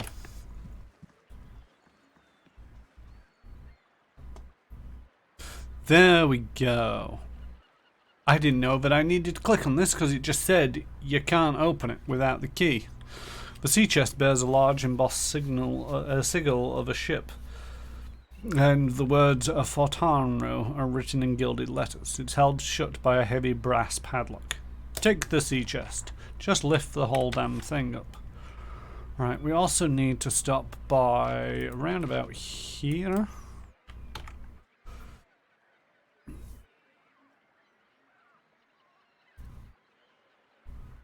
If it hadn't said anything, if it had just given me sort of like the speech bubble discussion, it would have been so, alright, yeah, I need to click on it to talk to it. It's the way that things are done in video games. To be able to do something with it. Welcome. Imadil rubs his calloused thumb over the runes of an opal. Is this about the broken scepter? Yes, I have 3 pieces. His bristle eyebrows rise to a peak. You mean you got past those armored monsters? I don't know how. He shakes his head. Listen, if you're willing, I'll give you the last piece. He holds up an opal. And the name of someone who'll buy it. All I want is £200 for getting the cargo here. Sound fair?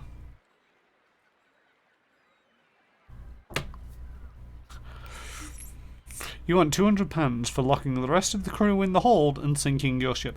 No, we got a deal. It's all I don't really blame this guy. It's all like terrible, terrible things are coming out of the bonnet of the hold of the ship. You close the door, you seal it up, you run. Which is what he did. Evening, my cat. How's it going? He accepts your money and gives you the opal. It's still warm from his hand. You'll want to go to Brackenbury Sanitarium and find Nens. She'll know more about this artifact. And I know for a fact she's brought them from our crew. She's brought them from our crew before. The words. Anything else you need? No, not from you. I now need to go to here.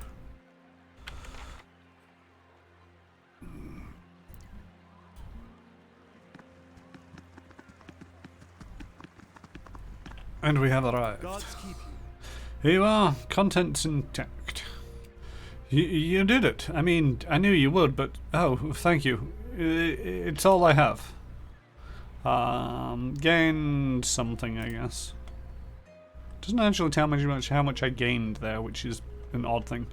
You saved my life, friend, truly. I owe you one. Here's the week's wages, like I promised.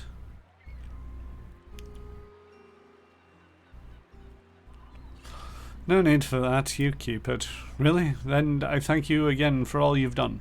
At least take this. I picked it up while we were in Port Adra as a good luck charm. But I want you to have it. I won't forget this. The drinking horn of moderation. Added to your inventory. What the hell is a drinking horn of moderation? +2 intellect while endurance is below 50. What does intellect do for me again?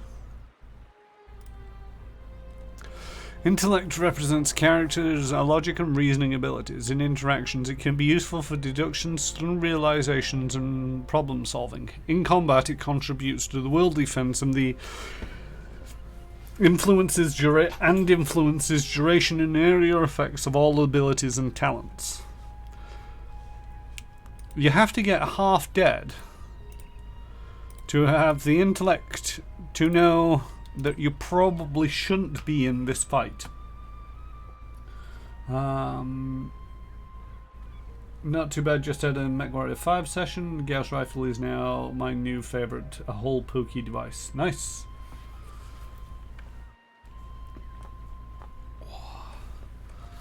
Yeah, I've not come across the Gauss Rifle yet.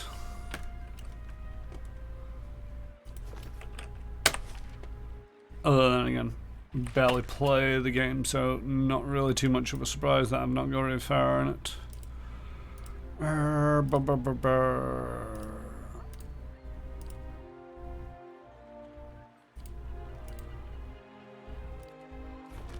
think I'm just about done in this area. Let's go talk to the matron? Is it matron in a brothel? I can't remember. Madame, that's it. I'd like to tell you where to find one, but your gas is as good as mine. fair enough, J Station, but it is pronounced Gauss. So that Gauss is as good as mine. It doesn't really roll off the tongue. You have to mispronounce Gauss for it to be even close to guess. I feel. It's a bit strained. Though my cat likes it, but then again, he will like anything that's even punish. You could say he's a sucker for punishment.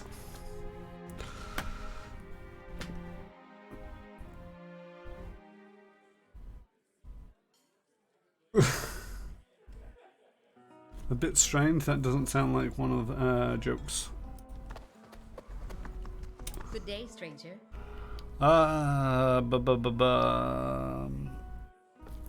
You're not gonna tell me anything more about this. Any progress with the folks? Yes, I went out and I murdered some of them.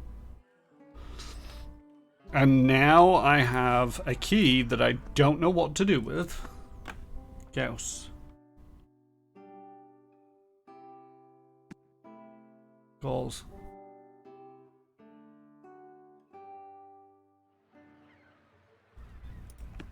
I've always pronounced it Gauss.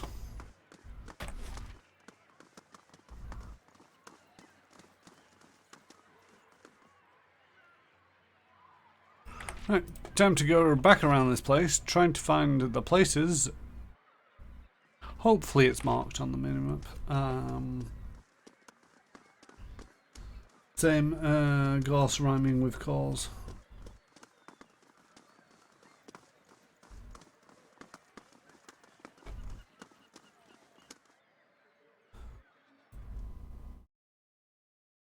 I have a key and I don't know which lock it's for.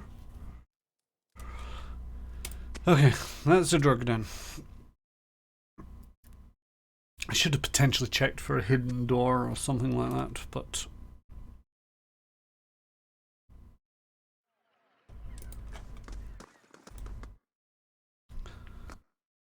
I thought I went into this one and it was largely empty.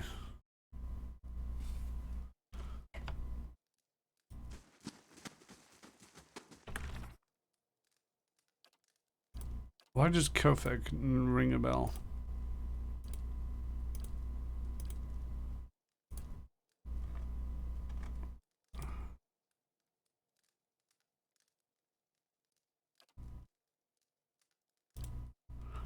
Retrieve a stolen snow. A group of thieves have stolen a scroll of whale from the halls of revealed mysteries in Defiance Bay. Huh? Okay. So we're on the abandoned farm on the path to Dryford. It is Gauss, if I recall correctly.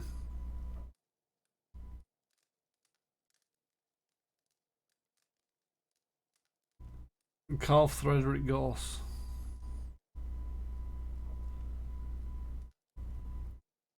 I don't know. Gauss or Gauss. You'd have to... I'm possibly pronouncing it wrong, but I'm pretty sure it's Gauss. Because we used to have to degauss our monitors. If you ever had a fancy CRT monitor that had a button for degaussing. Degaussing. For doing things.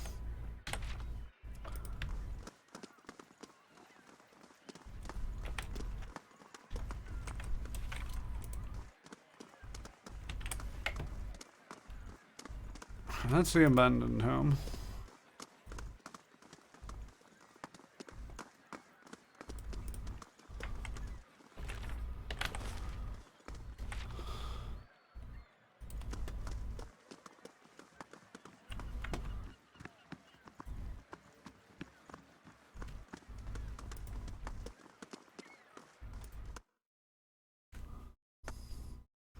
Potato, potato.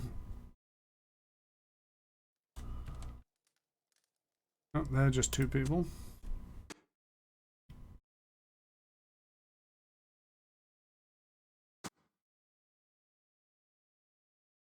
Gauss, Gauss.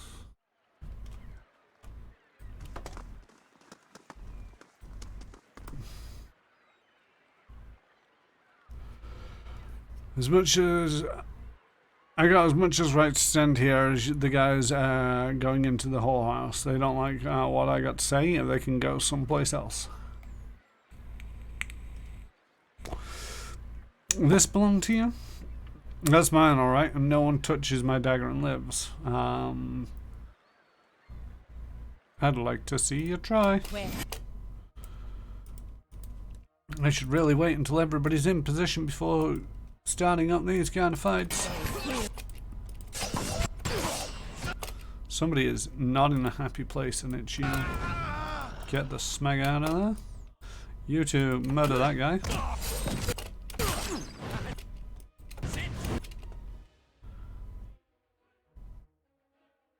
That is a slight problem.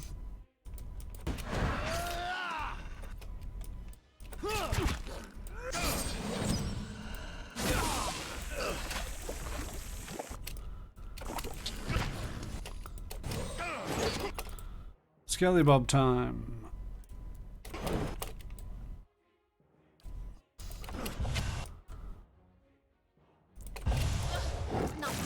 Keep running away. Where stays? Feel me.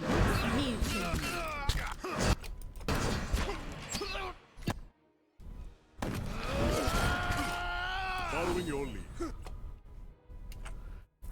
Because him and his one hit point are not looking healthy right now.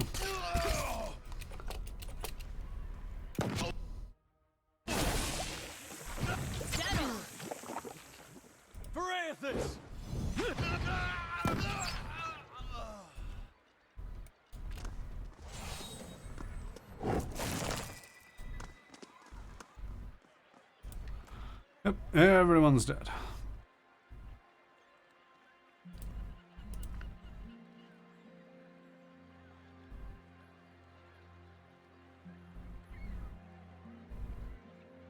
And everything else can go in there.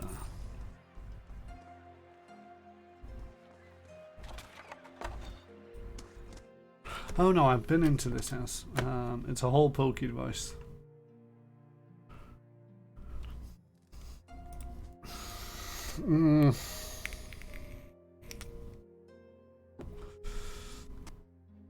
Yes, we're gonna go with yes. I think the other reason why I pronounce it Gauss rather than Gauss is because you can actually get a Gauss fragment? No, fragment. Fabric. There we go. For medical purposes. And that's Gauss. But that is G-A-Z-E? I think. And that's what you that's what you put over something when you've been when somebody's poked holes into it. Mainly people.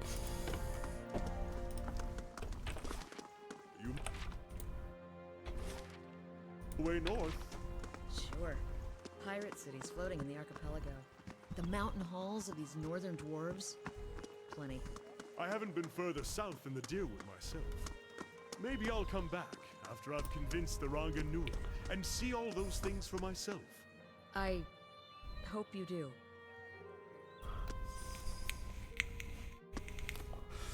G-A-U-Z-E. Yeah. Now I know that's no given in the English language, you know, there's Gauls. And not having another word that is kind of similarly spelt, but friend. means something completely different. I would like a room, because some of us have 1 hit point and 1 health. And we are gonna go for this.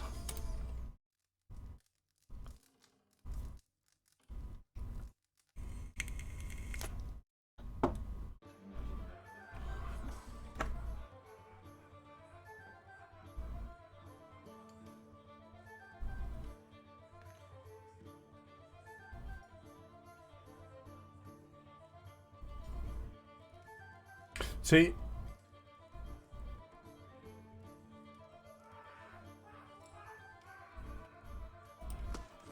Gauss. I can't say it. My mind. I don't English. I give up. It's one of them where it's like I can't tell whether the GOWZE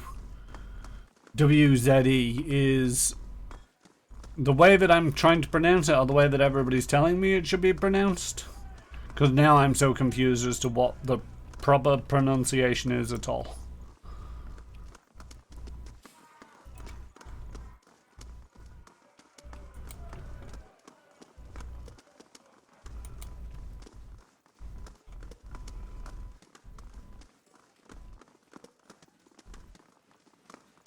Can't remember who I'm supposed to be delivering this to either.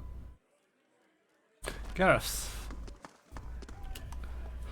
A man sulks near the bar. He seems to be trying to blend in with the wood panelling. He watches the other patrons out the corner of his eye. He gives you a quick nod as you approach. Lozano has a delivery for you. He glances around and snatches a pass from you. Keep your voice down, will you? The Dominels have spies everywhere.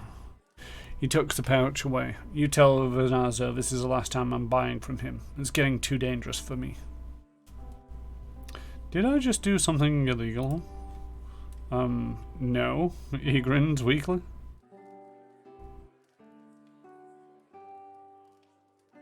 What do the Domedels have, Menels have to do with this?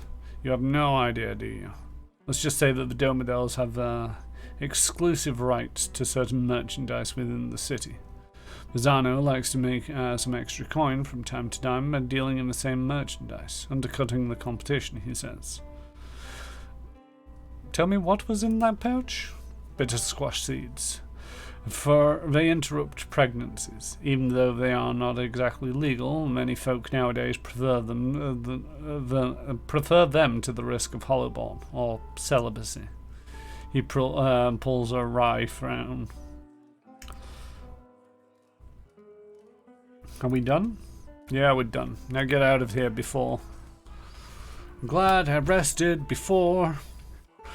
A woman swaggers in, her polished boots thwacking on the floor with slow, deliberate steps. A crooked sneer warps her smooth face. Gareth, I'm hurt. You promised you'd only buy from me. What's a girl to think? Gareth bows, his knees knocking together. Please, my lady, I was just explaining that I don't do business with anyone else. Except this last time, right? Dana crosses her arms and rocks on the back of the heels. There's always one more deal. Until you run out of credit, that is. Dana turns and regards you, looking you up and down. And just who are you? You don't exactly look like a seed dealer. I think that's a compliment. No one to be trifled with. Her grin widens. I might just have a use for someone like you. Zano put you up to this, didn't he? That old fool's on a sinking ship, and he's determined to drag anyone who gets close enough down with him. She eyes a trembling Gareth. Gareth, I here knew better, but I'll give you the benefit of doubt. In fact, I'll also give you a chance to get in even with the imbecile who's been playing us both. She narrows her eyes. What do you say to killing Vazano?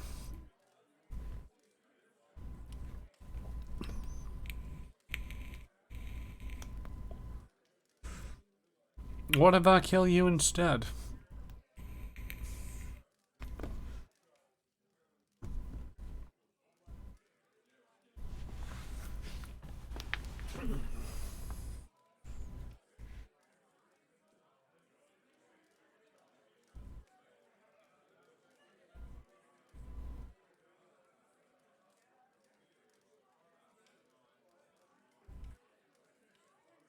Opens jacket. Psst. Wanna trade some seeds? I got sunflower, poppy, rose, and melon. Melon. See, I can't read. It did actually cross my mind as melon. It's all like, what the fuck is melon? Oh, melon. The trade of poppy seeds is actually one of them where it's because it can be refined into an opiate, it can be restrictive.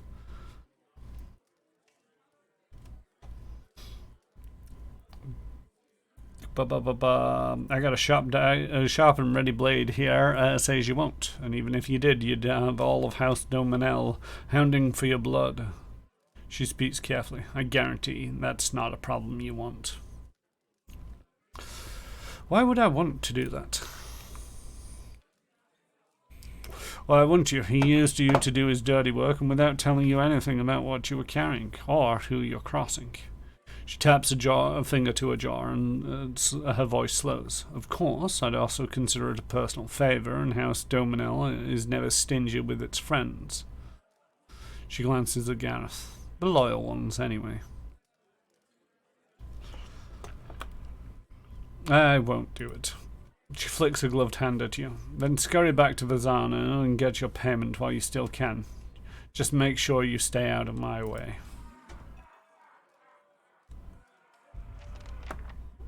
Melon is the French variety. Hey.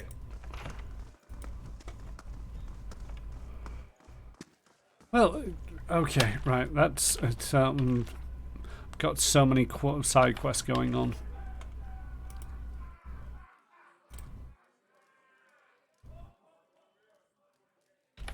Thing is, I do not know. Can somebody look it up for me? Dubry wants it. Because I've been around all the places I can think of. Pillars of Eternity, supply and demand. And the quest item I have is a rusted bronze key. Which freaking lock does that go for?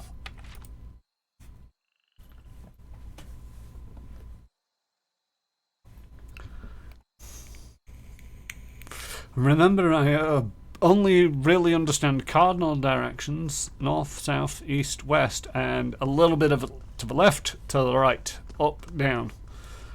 But it's best if you could paint me a picture in words as to where the hell I'm supposed to use a key. Dubry Whatsit has nouns. As nouns, the difference between Whatsit and Dubry is that Whatsit is chiefly UK, a thing used in a vague way to refer to something whose name one cannot recall, or one is too embarrassed to say, while Dubry is informal, something not named, a thingy, or Whatsit. I mean, okay. Did I say a Dubry Whatsit? Or a Dubry or a Whatsit? I don't know.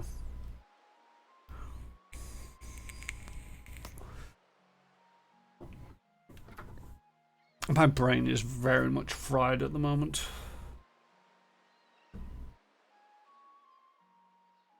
Been absolutely crushing Borderlands 3 recently.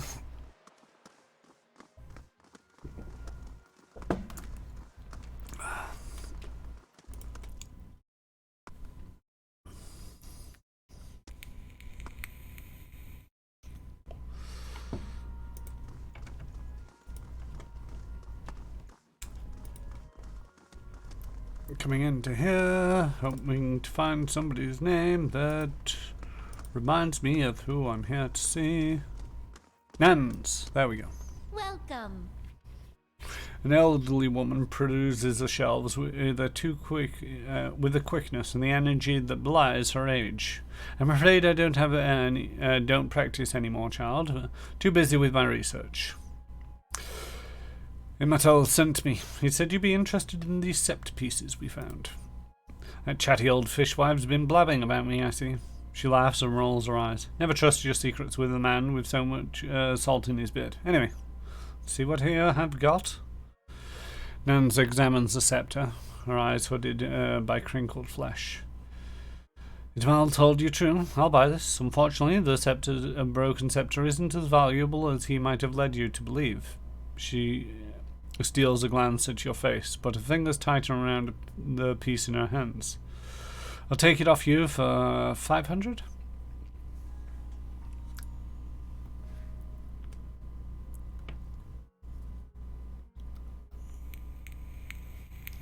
Nonsense. This could easily be repaired by someone with the proper skills. Her eyes flash under the sagging lids. I've got the skills, alright, and you know more than the average relic hunter, I see. Making it whole again is a matter of alchemy. Expensive alchemy. I've got to soak the broken ends in fiend's blood compound to reconnect them. Never mind the embalming work to restore the enchantments. She eyes you. I could do it for the tune of 1,800 pounds.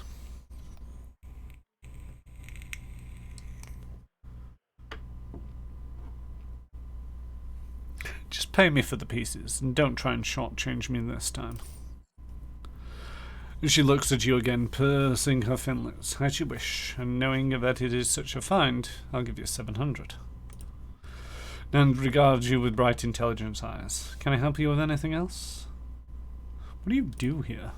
I'm an animancer. Used to venture all kinds of underfunded and ill-fated trips out of the expedition halls when I was your age, but lately I've found research better suited to my current pace. She pats a creaking knee and laughs. Farewell. The side quest, supply and demand. There's a step where it's one of the thugs dropped a key that looks like it belongs to a house in Udra's gift. I do not know where that door is. It's a rusted iron key. You asked me to look up Dubry Watson, but Tish.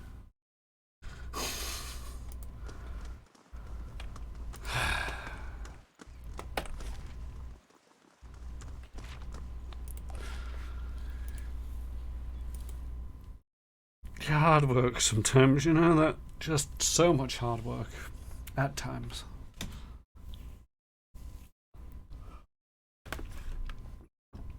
Use the key to open the door in the ramshackled house near the lighthouse. I didn't think there was a door here.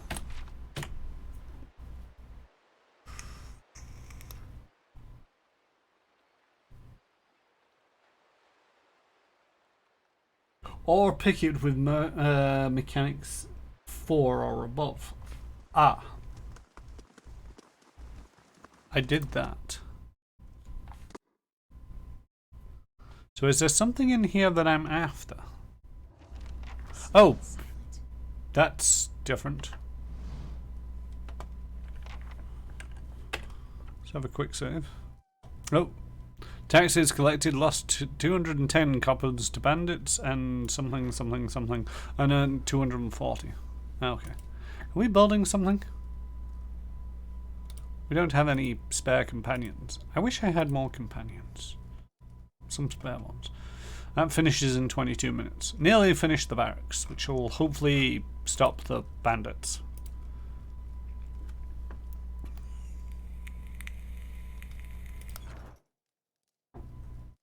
Well met, friend. Aoife wears a defiant expression and a sturdy yet battered suit of armour. She seems to bear each scratch and ding with pride. You don't look like one of the knights. Can I help you with something? I'm here about the trouble at the Salty Mast. Ordinary kith aren't angry, as they should be when crooked armmen toadying up to the nobles, she sneers. She's using the tragedy of Waidwin's legacy to line her pockets. She's no better than the Adrian overlords we drove out 200 years ago. People around here know you've been an honest broker. Mady's made out to be the only rich. Who made it so only the rich can afford her establishment, yet she sits in the poorest district in Defiance Bay. How's that fair? We've taken matters into our own hands, but she's the real criminal here. Why don't you tell her to back down now?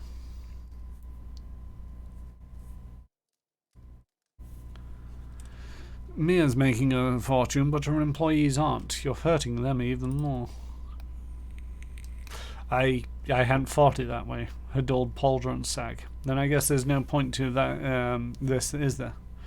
She looks at the folks standing around her and finally nods. Town Mayor will leave her people alone. Well, I didn't have to murder everybody. That's a change. And thank you, Micah. I have now resolved yet another side quest.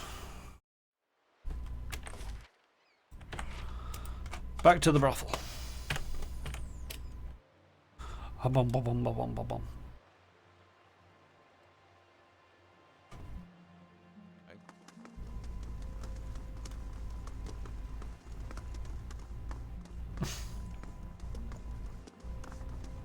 Whatever happened, at least to whatever happens, at least we're out of that mud hole, Gilded Vale. I grew up in the Gilded Vale. Quaint. That's what I meant to call it. You had it right.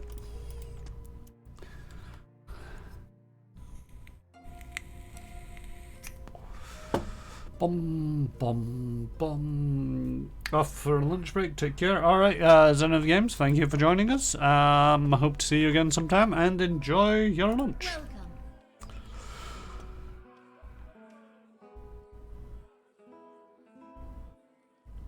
Why do I get the feeling that I should possibly... We'll see how this goes. The payment that was offered was that of flesh, and I'm not entirely sure it's a good idea to be doing this on stream, but we'll click through this. I might have to quickly shunt off to just the talking thing. I don't know how bad this gets. I talked with the ringleader. She agreed to leave you alone. Mere brow ridges rise. Well, that's a welcome surprise, and one worth celebrating. Take some coppers and enjoy yourself. Her smile widens, and if you choose to have your fun here, enjoy my special discount. Okay. You go ahead, really. I'll just wait at the bar with a glass of something that kills disease. Knowing Grim wraps her blue markings. Now, if I can find you a comely lass like yourself.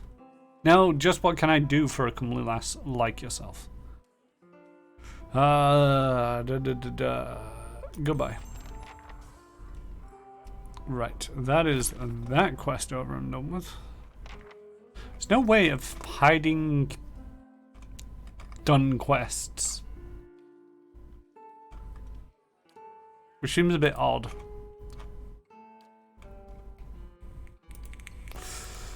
To the warehouse. So yeah, the door I'd already opened. Luckily, it hadn't broken the quest. But it's one of them where it's like I'm running around looking for a locked door, and it's like I've already picked this bleeding door. You know, if I could just remember the order that I'm supposed to do these things in.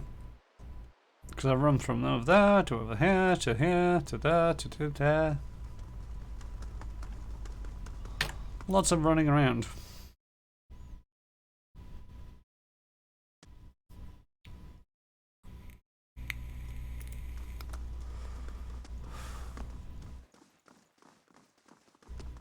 How do you do? Were you able to deliver the package?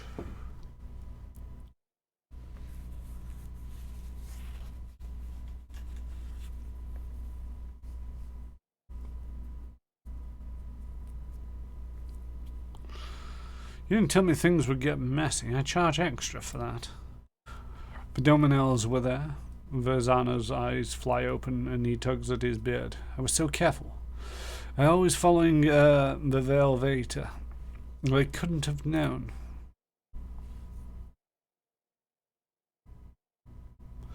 Unless your person on the desk told them. Well. Is this your last day among the living, Verzano? But Zano wrings his hands. Your timing is impeccable, Atella Pagana. The Dominels are after me. Please, you've got to stop them. As if any of this were ever in my hands. The Republics considered your business worth protecting based on its success. That success depended on cooperation with the locals, like House Dominel. You've lost that. And the favor of the Dukes. Even if you get out of this alive, they're done with you. The Dukes have more pressing interest in Defiance Bay than rescuing one merchant who threw himself overboard. Pisano falls to his knees and clasps his hands together. Have mercy, Gina. I don't stand a chance against the Domodels. He bites his trembling lip. I've brought failure and shame on myself, but you can't mean to watch your countrymen die like a dog. Vetsano. Why are you wasting your precious breath on me? My orders come through the ambassador, and through the ambassador from people you should be honored ever gave a moment's thought to whether you live or die. You don't seem like the sort to petition the gods to keep him out of hell. So why not cry mercy to the one person in this room with the power to grant it? She turns attention to you and raises her feathered eyebrows expectantly.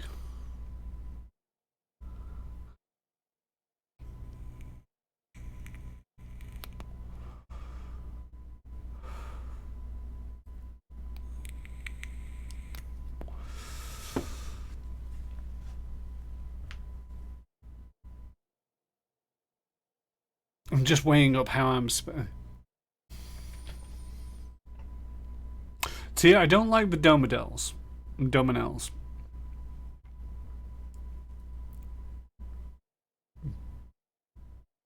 But this guy stitched me up by having me transport illicit goods around the city without telling me. And now I've potentially crossed the Domodels. And as much as I don't care for them,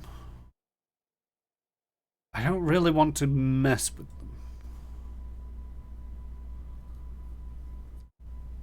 I am pretty much tempted to leave him to his own fate after he's paid me.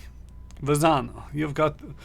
I'm talking like her. Vazano, you're on your own. I'm leaving after you pay me what I'm owed. A hard fate, but not unwarranted.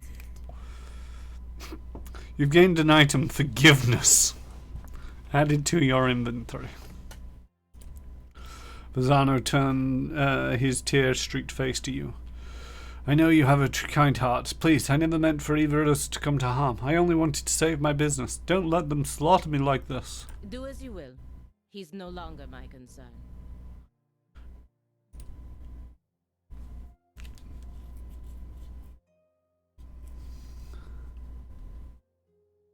And Dana saunters through the door, flanked by a squad of Dominel foot soldiers. She lets her gloved hand rest on the hilt of the weapon. I hope you've collected whatever payment you were owed, because we won't be left much of this fall soon. As you leave the warehouse, you hear Vazano utter a shriek, which is quickly cut off. Oh wow, I didn't even have a chance to change my mind. Just had to be there as she wanders in, and it's like, you're here, we're leaving. Hey, we leveled after all of that. Forgiveness, a unique pistol, two-handed. How does that compare with my current pistol? Damage is the same. I've bumped mine up somewhat, a little bit. The attack speed on that is faster, but it's got damaging 1, whereas I went for fine, which is accuracy and damaging. Mine also has burn, which that doesn't have. But I could potentially enchant this one.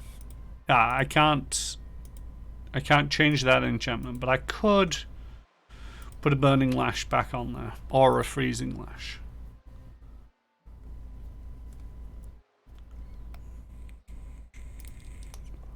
Which would give me speed, but not accuracy.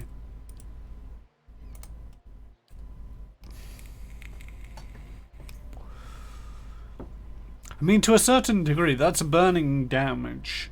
It could be useful to have another pistol for cold damage.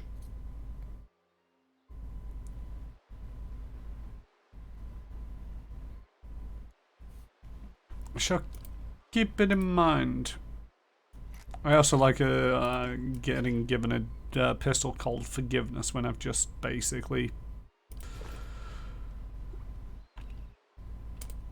Ah, it's done then. It is, and you're a voiced person, so I suspect that you're somebody I can recruit on my side. You did the right thing. Vertzano has no one to blame for this but himself. We gave him more than enough warnings, but he never listened. She shakes her feathered head and smiles faintly. In any case, the embassy's entanglements with him have been cut, which also means that I'm free from Vertzano's net of stupidity.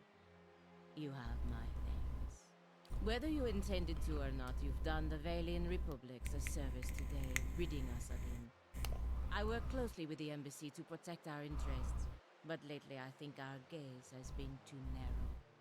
You clearly have pursuits of your own in the city, but I think we could help each other out. If you're interested in doing some work for us. Officially, I mean. We can go together and I'll introduce you to the ambassador. She glances back towards the warehouse and raises her feathered eyebrows. That sounds fine. Now let's go. Good. Maybe I can finally do something more worthwhile than playing nanny to merchants. The embassy is up in First Fires, southwest of the Ducal Palace.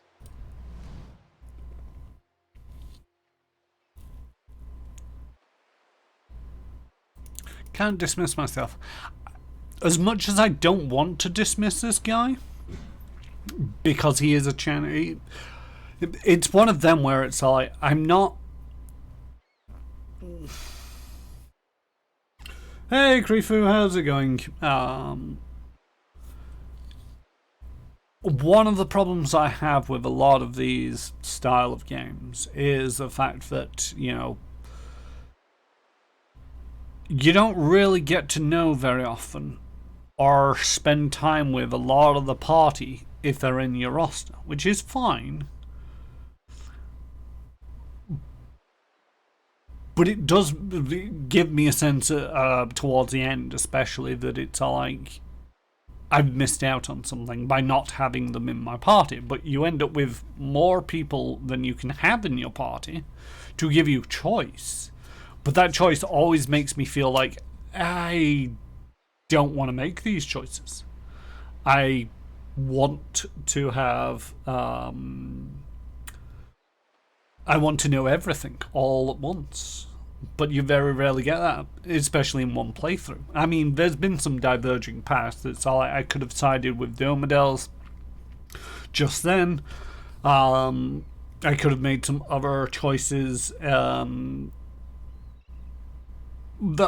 probably won't have any long-lasting repercussions, but at the same token, I don't know if they would or not. I don't know. This choice, it's good, but sometimes I feel I wish that there was a way of knowing everything, how everything played out, all of the time, and I just don't think you'll get that. But anyway, so he's being benched. I'm taking her. She's a paladin. I'm only benching him because he's another chanter like me. And I don't feel that we need 2 chanters, although 6 skeletons running around has been useful. But I do think the paladin should be able to help bulk up the front line a bit. So we're going with the paladin. Which also now reminds me, I have a person to do this. Ta-da! No idea what it is.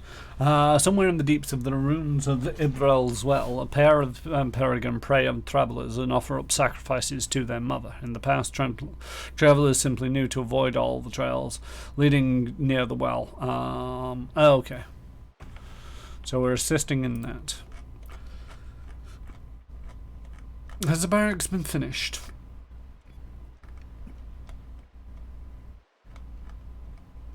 The barracks has been finished.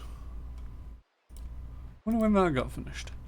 Right. I've been having a lot of trouble with bandits. Or, I've been having a bit of trouble with bandits. You know, I lost a lot of gold. You know, nearly half of it to bandits. Although there is hirelings.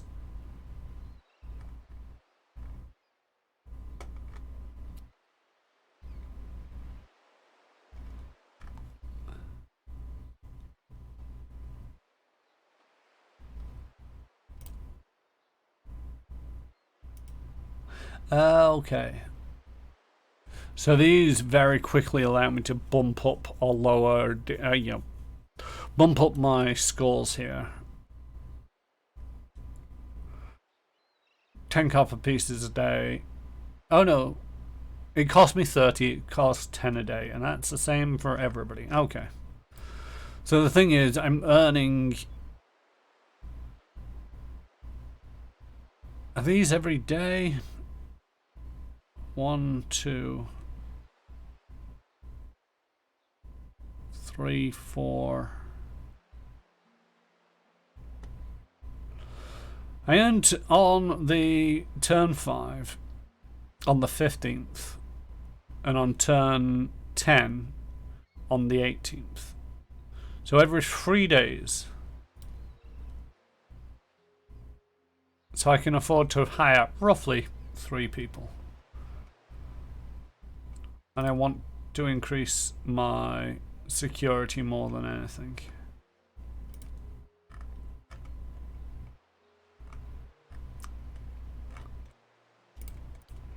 And now I also want to build something. Not sure if I want to just go with more defenses and only defenses. Although that's the Western Barbican.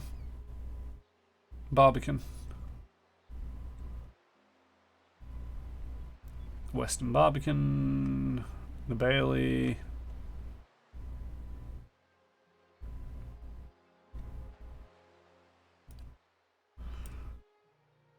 I'm gonna go for the Western Barbican, mainly for the defense, as well as a lot of these rely on the Western Barbican.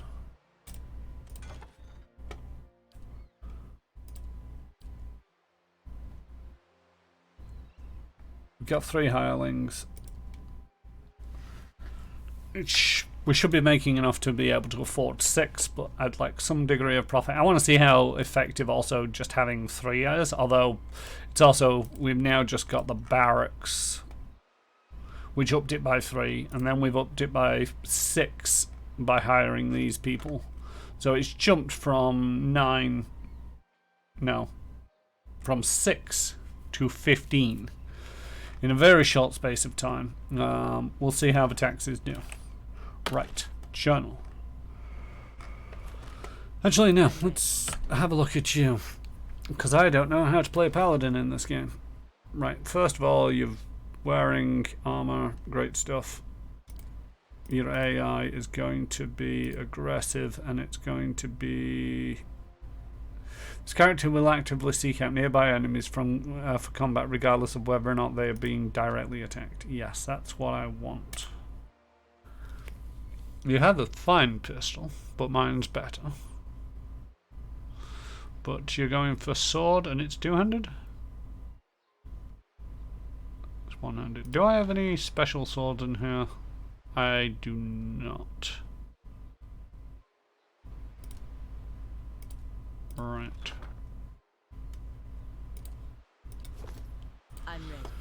So what do we have? We've got Lay on Hands, 2 per encounter, fueled solely by belief. A paladin is able to heal with a touch of his or her hands, recovering a substantial amount of endurance from the paladin, for the paladin or an ally within range. Endurance is useless, kind of.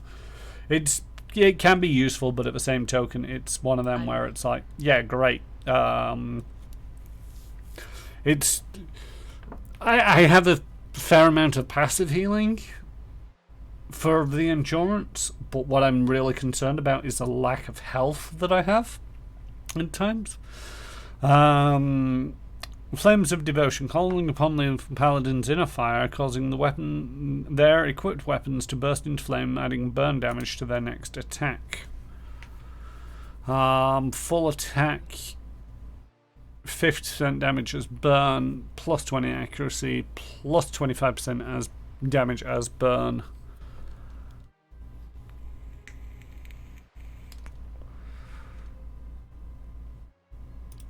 Twice per encounter, that might be useful. What's this? Field triage. Allows the healing of a small amount of health on an ally. Once per rest, though. So that's kind of useful because it's at the health that I was talking about. It's kind of out of combat, and it's only really if one of us gets absolutely mucked up. Does that factor in? And modal. The paladin's intents and pure convictions instill the clarity of purpose clarity of purpose in him or her allies. And all allies. Increasing their accuracy and converting a portion of grazes to hits cannot be active with other zealous auras. Plus 9, math. Plus 6 accuracy. Plus 15% of grazes converted to hits. So that wants to go on. And wants to stay on, because why not? Why would I ever turn that off? That will be of some use. That's kind of useless, but might come in benefit. That's kind of useful. Okay, right. We have got a bunch of level ups to be dealing with. This might get a little bit boring. I love the way that we've just leveled up and we can't actually increase the skill that we want to. But we're going to pop a little bit into stealth, because why not? We get a new talent. Bonus knockdown. I do use knockdown a little bit, but not a lot. There's nothing here. The rest of them are mainly around sort of like adding in a focus from somebody else's class. I'm not a big fan of that, seeing as though I don't know if half of this is going to be particularly useful. What's this do?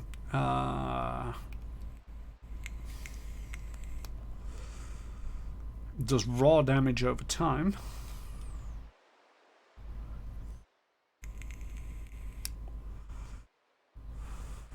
Raw damage is the only damage type that ignores all damage reductions. That might be useful.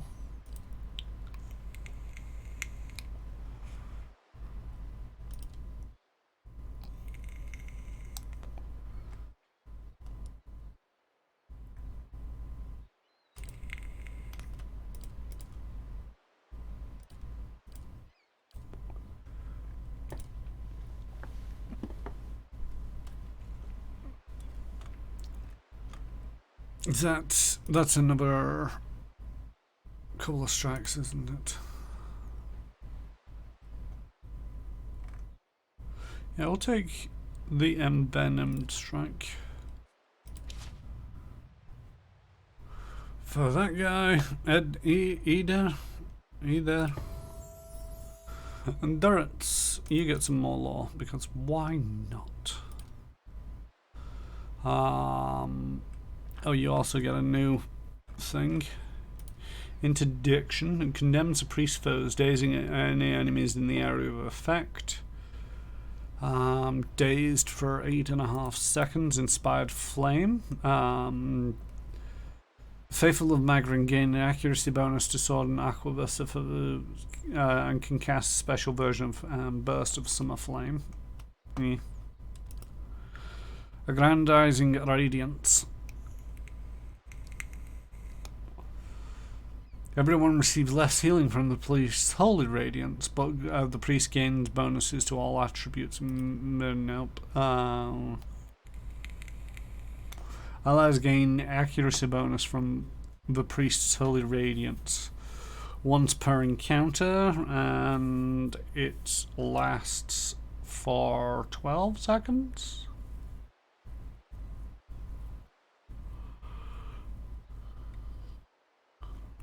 We'll take the inspiring radiance. Why not? What?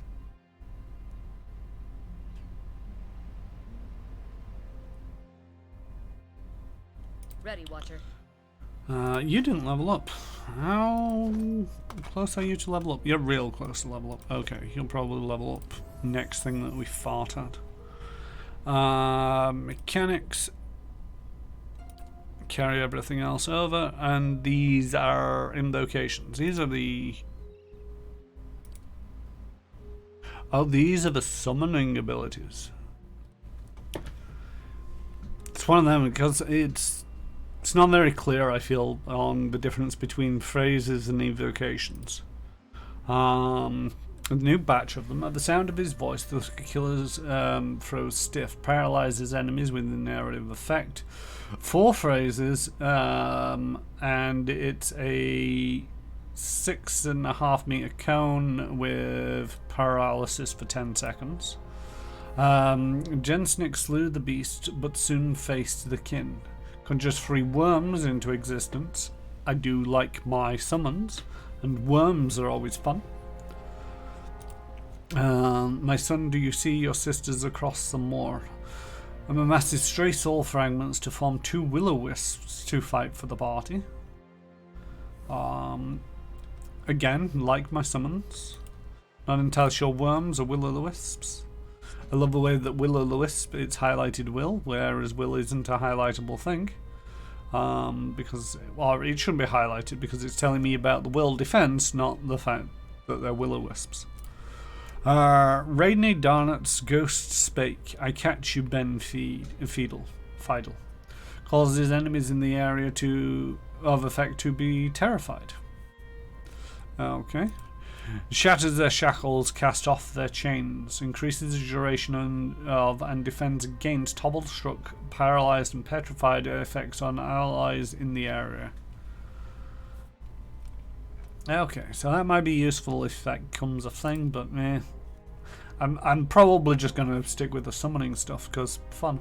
The lover cried out to the beloved, I am yours. Stirs something deep inside enemies of the area of effect, charming them.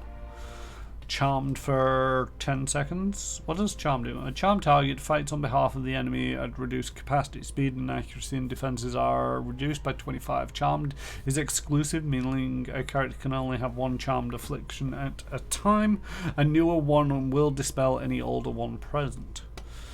Might be useful later on if I get a 3rd of these, maybe. Rejoice, my comrades. 2 fingers of daylight. The chanter creates 2 bouncing beams of pure light that restore endurance and grant immunity to frightened and terrified on all allies struck by them. Area of effect 40 meters, bounces up to 3 times. Yeah. See, I kind of like the idea of 3 worms, but one of the things that was pointed out by somebody in my chat previously is that I went with 3 skeletons rather than 1 phantom. So it sounds to me that the fewer you summon, the better it is. And again, this is sort of like 2 will-o'-the-wisps for 25 seconds, or 3 worms for 25 seconds. The will-o'-the-wisps are obviously going to be better. I think I'm going to go with my son, do you see your sisters across the moor?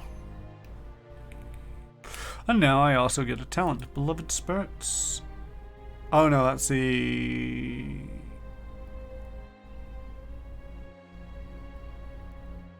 Modifies ancient memory. I don't remember ancient memory.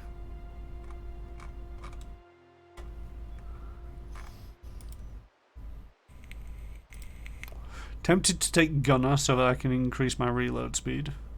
Now that I've finally found a pistol.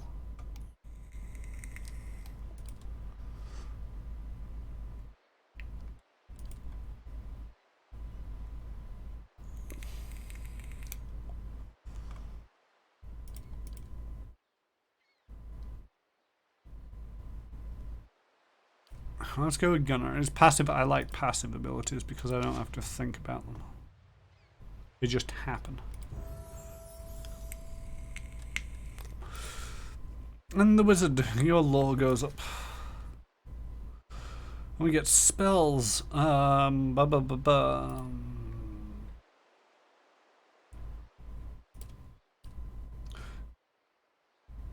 Deleterious alacrity of motion. Attack speed is up.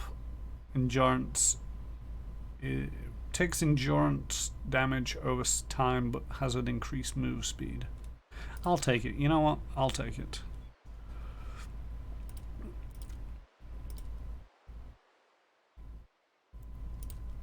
See, I'm seeing Arcane Veil, which is Unconscious a protective shield of magic, dramatically boosting the deflection. Could be useful. Twice per rest. He does seem to get himself into a combat an awful lot. Although then that, to a certain degree, might be worthwhile taking the Grimoire Slam. Just knocking somebody away before he runs away. But I think we'll take the Arcane Veil.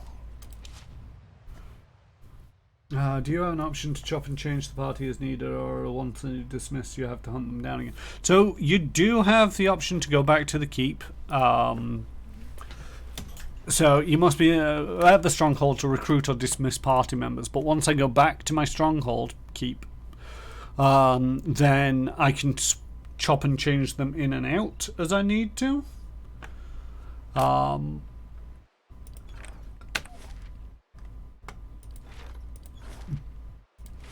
But the thing is, I've got to go from here to here. It's not very far at the moment, but you know, if I'm all the way down here and it's like, I could really do with talking to such and such. It's all the way back here. Might not be a quick trip. Probably isn't going to be a quick trip. Plus as well, I tend to get into the habit of learning how certain classes work out. If you watch my playthrough of Pathfinder Kingmaker, it's very similar in the fact that you've got a party of 6, lots of adventurers, more than 6, that you can take out and go on adventures with. After recruiting most people, it's like, I don't want you in my party because you're just not aligning with my alignment. In this, there isn't an alignment factor, but in that, there was definitely sort of like I was trying to go for a theme of sort of like I'm the lawful good, so I prefer to have my party to be both good and lawful, but if they can only manage lawful or good, then I'll take them. For the most part, the Barbarian I kept around for quite a while, despite the fact that they weren't lawful or good, but at the same token, they were just so damn useful. But then by the end of the game, it was so like, I know how these classes work, and these characters work, but then events happened that meant it wasn't quite so easy for me. I think that's just about everything there.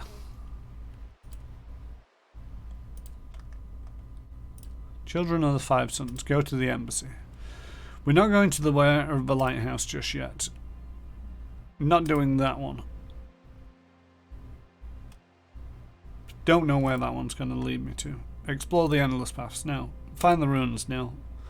Take care of the Baron, the Lord of the Barren Lands. Yeah, I'll probably do that after I finish up with this town.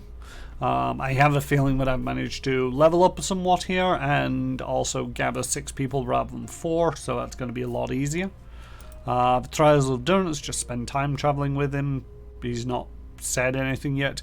And Fragments of Scattered Faith, he wants to go to the Archives, which is somewhere here in Defiance Bay. Oh, in the Archive in the Ducal Palace. Right. Which is in the First Fires, which we're not going to just yet because that's the place where the main plot is taking us, and I want to do the side questing stuff.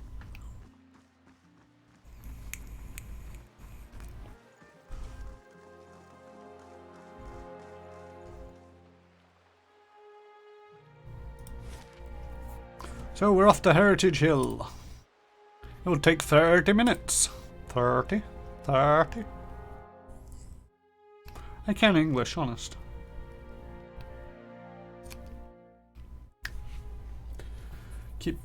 Best turn around, Heritage Hill is closed. Well, that was abrupt. Welcome. The guard holds up a palm. Sorry, this district is closed by order of the Duke himself. What's going on in there? Both guards look at each other. Look, even if I were allowed to tell you, I don't rightly know. All I can say is whatever it is started about 2 months ago. The guards that closed the gate talked about something unnatural that still wakes in the middle of the night. I don't know any more than that. Is there anything else? How do I get inside? Trust me, you don't want to, the guard shrugs. But if you're really set upon seeing this for yourself, I suppose you'd have to get permission from Whaler at the Keep of First Fires. Farewell. I'm not going to bribe them. I'm not going to try and bribe them. I would like to go to the First Fires. I can't go to the First Fires from here, so we're going to have to go back to Ondra's gift.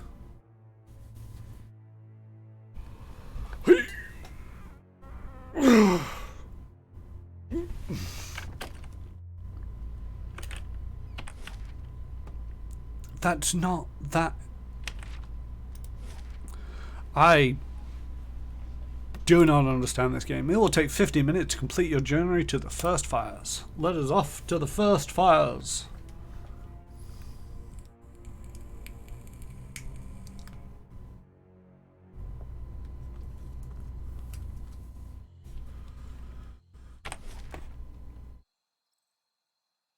Vivalian Embassy, the Temple of Vodica, Brackenbury, the Ducal Palace, Heritage Hill, and Copper Lane.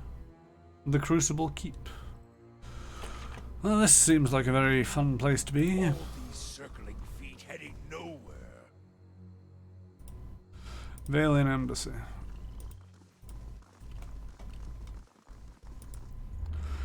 As you near, you feel the vibrant history contained in the essence of this man's soul. Voices from its past seem to call out to you. You see solemn faces, hundreds of them. They stand in silent remembrance, a town officially lamenting the sacrifice of some brave hero. His companions stand to the side, empty. The official tells their story, the saving of the village, the story of the one lost to the trolls in the battle as best he can. But the faces of his friends say far more about the veracity of the speech. Finally, it's over, and the villagers move back to their lives. The adventurers mill about for a time, talking, remembering, before heading back to the inn for the night. They mourn in their own ways, tears, anger, sloth, broken bottles. The leader of the group stays quiet, gaze inwards. Weeks pass, and he speaks little, leaving the inn early in the morning and returning late at night, exhausted. Finally, he takes the others to see.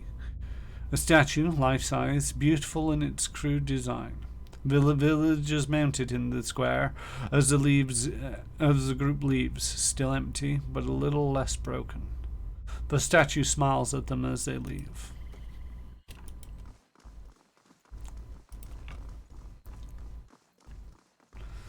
If I come to a premature end, that's what I want. I want a statue.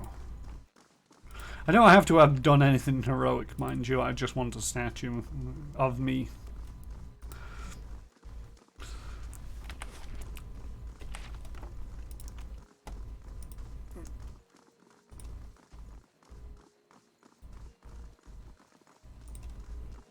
The one has to wonder what's a premature end.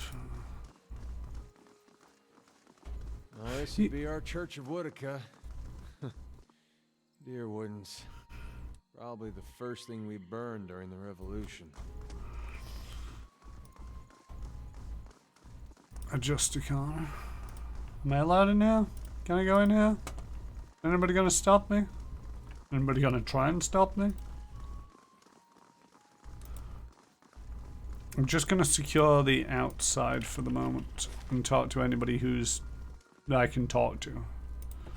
Because there is a fair ways to travel running around this place. Also, that way I don't get confused next session where I break into each one of these places in turn and talk to people.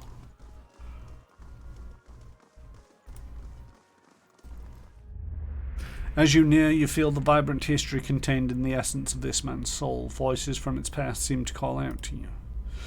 You see this man, much younger, lying on a stone slab, large stone slab situated on a dais in the center of the circular room. At 7 points around the dais, older men in black robes prostrate themselves over ornate runes, worked into the stone of the floor, chanting in a low drone. An 8th man enters, carrying an ebony box inlaid with gold runes that match the runes on the floor. He stands at the head of a slab, lowers his head, and slowly opens the box. He turns to each prostrate man in turn, tipping open the box in their direction as he does. He then sets the box at the head of the slab, facing away from the young man lying there. He reaches into the box, removing a small cylinder onyx, and then moves to the end of a slab, nearing the young man's feet. He opens up the onyx, says a word, and then presses it against the young man's right foot. When it touches his flesh, the onyx softens and becomes a black leech, attaching itself inside the young man's soul. The man repeats these steps until there are leeches on both hands and feet, the middle of the chest, his neck, and his forehead. The older man then takes his place at the head of a slab, raising his hands up and joining the chanting, watching the young man as his blood drains. That sounds cheerful. As you near, you feel the vibrant history contained in the essence of this man's soul. Voices from its past seem to call out to you.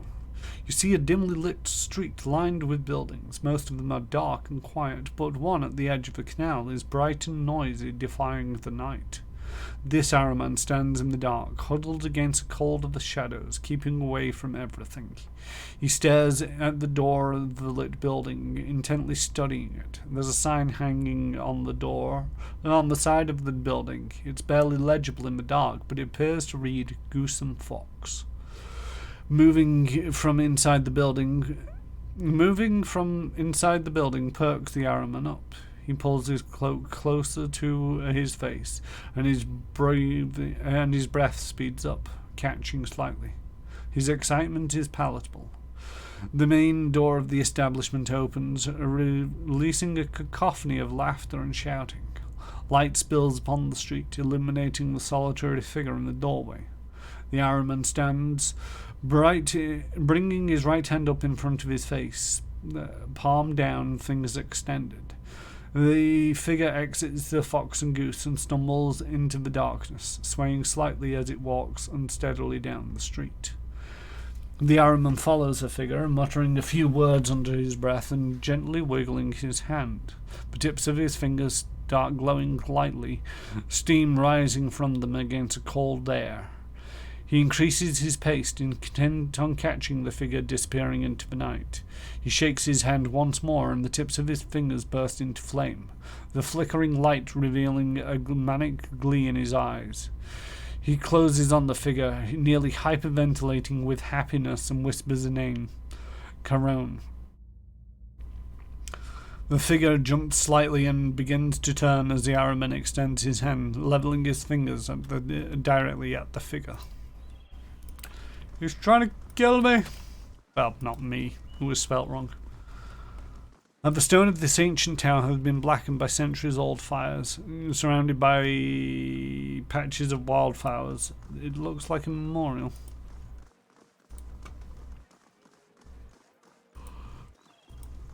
Ooh.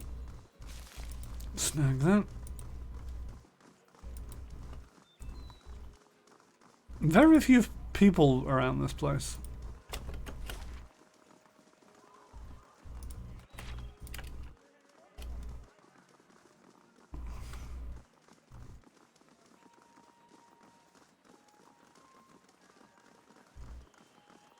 Politics, infighting, greed, and a shrine to Margaret as well.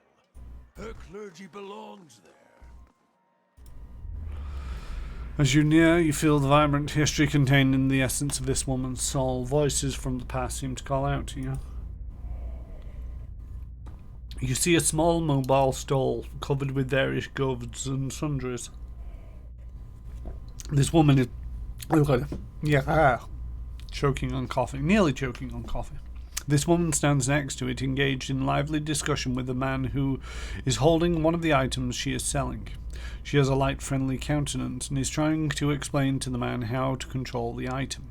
He moves his hand to the top of it and mutters what sounds to be gibberish. After several attempts, he growls and thrusts the item back at her and starts to turn away. Coffee to die for. It's really not. If I die over this coffee, I'd be very disappointed.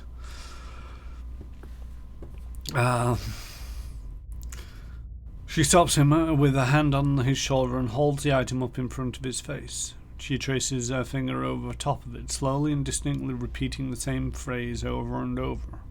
The object suddenly lights up, shining as brightly as a torch. The man's face brightens as well, and he looks at her expectantly. She runs 2 fingers down the side of the object, and the light extinguishes. She hands it back to him and takes her place behind, guiding his hands as she whispers the words to say in his ear. Many failed attempts later, the man is able to light the object on every try. Elated, he hands it back to her as she makes her way to the cart, while he searches for the appropriate coin. She places the item on the shelf under the back side of the cart and replaces it with another from a small box next to it. Money and goods are exchanged and she watches the man leave, satisfied with his purchase. She then scans the crowd, looking for her next mark. As you near, you feel the vibrant history contained in the essence of this man's soul. Voices from its past seem to call out to you. You see a man preaching, his voice washing over a small crowd of eager acolytes. He speaks of tolerance and self-reliance, of pain and of beauty. The crowd nod, agreement clear on their transparent faces, and the preacher frowns. He continues, speaking of the importance of anger and the strength of hatred and frustration. His frown deepens as they nod, enraptured. He calls forth from one of their number, an older man. It is safe, the preacher says. No harm will come to him. Smiling, the man walks forward into the preacher's embrace. A sudden shudder rocks his frame as he pushes away, a thin stiletto in his chest. He falls to the ground and does not breathe long. The crown? Badum-tish. Don't know what the badum-tish was about. Nope, sorry, missed it. The crowd groans, confused. The preacher's face is dark with rage. Do not trust blindly, he says. Do not take the word at its face. Terrible things lie beneath, and you must be prepared before you see the truth. The crowd thins. The body is removed. The preacher silent. A few remain to listen, and to them he smiles.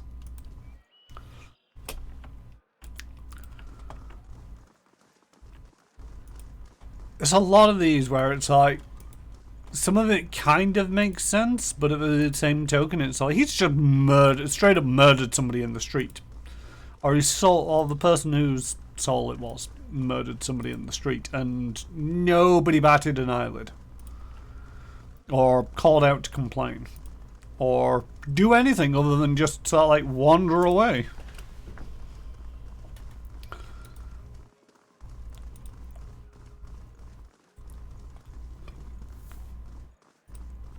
You know, as a lesson to sort of like, don't trust everything I'm blind. You know, it was one of them where it's like he said a bunch of things and they all agreed. Fair enough. He said a bunch of nasty things and they all agreed, and it's like, what are you even doing?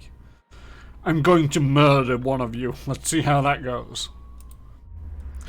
As you near, you feel a vibrant history contained in the essence of this man's soul. Voices from its past seem to call out to you. In dark times before the internet provided entertainment. Wow. You see a trio of Orlans, bright and gaudy. Their instruments are weapons as they compete with each other in a brutal disharmony. Behind them, a troop of performers roll, jump, and gesture, teeth flashing with exquisite sharpness as they enact some bizarre pantomime. The smallest, one moment seemingly a child, and the next an old man, thrusts obscenities at the crowd. Eyes gaze behind his rictus grin. The crowd jostles uncomfortably at his display, dissatisfaction in their midst. No money is thrown, no praise is given as the performers continue their display. The crowd disperses, uneasy, and the man-child's grin grows obscenely as he watches them go.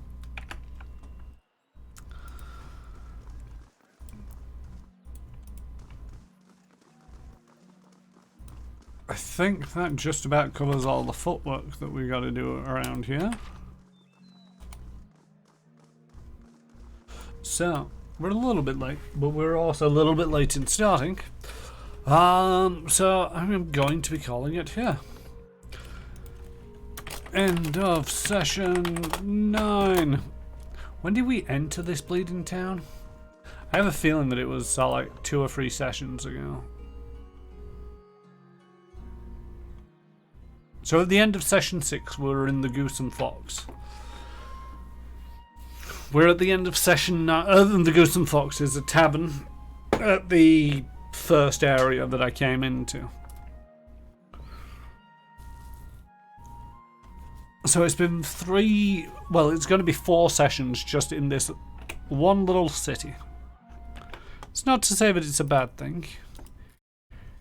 It's just one of them where it's like I like to go on adventures and see new places and and kill new monsters, and this has just been run around town. Talk to everybody. Anybody with a name. Anybody with a quest. Oh, now we gotta go talk to somebody else. And somebody else. And somebody else. Sorry, yawned. But yes, I will be streaming more of this on Thursday. I complain at the moment, it's just one of them where it's I feel to a certain degree certain games should have, there's one district that I can't get into. That is locked behind a plot. For that I am grateful for, because now it's forcing me to do something else before I can go into that area. What I would like to see is it's like there's 5 districts, break it up a little bit. Not too much, because, to a certain degree, if it's like there's 5 districts in this city and you can see it from the get-go and you can only go to one, and then you have to go back out to the countryside, complete some quests, come back to get through the next door before you can get to any of the others. It does feel like a bit... there was a fighting in the lighthouse and the sewers. I've not completed the lighthouse because that place murdered me. And the sewers, yeah, there was a little bit of variety there. Don't get me wrong, it's been enjoyable. It's just, apart from those 2 fights, there has been a lot of talking. Also, by the way, hello Retro Ted, thank you for chiming in. I did see you lurking before the stream started, so I'm guessing you've been here the entire time. Nice of you to have joined us, either way. So yeah, I'll be back on Thursday playing more Pillars of Eternity around about 8 PM GMT. I should be back on Friday. I need to double check in with Hitman 3 to see if it's doing more about stuff. You always hear about houses made of light, but never houses made of darkness. But you do hear of rooms made of darkness. I'm trying to remember. There's something there. I'm not sure. Anyway, I'll be back on Friday, one way or the other, probably playing some more Prey, but I do need to double check in with Hitman 3 at some point to find out what they're doing with their content. I think for basically December they wrote it all off as Christmas celebrations. Fair enough.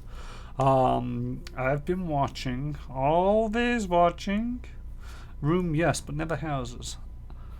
And doobly what's it, flibbly flob. And on Monday, and New Year's Day? No, it's not New Year's Day, is it?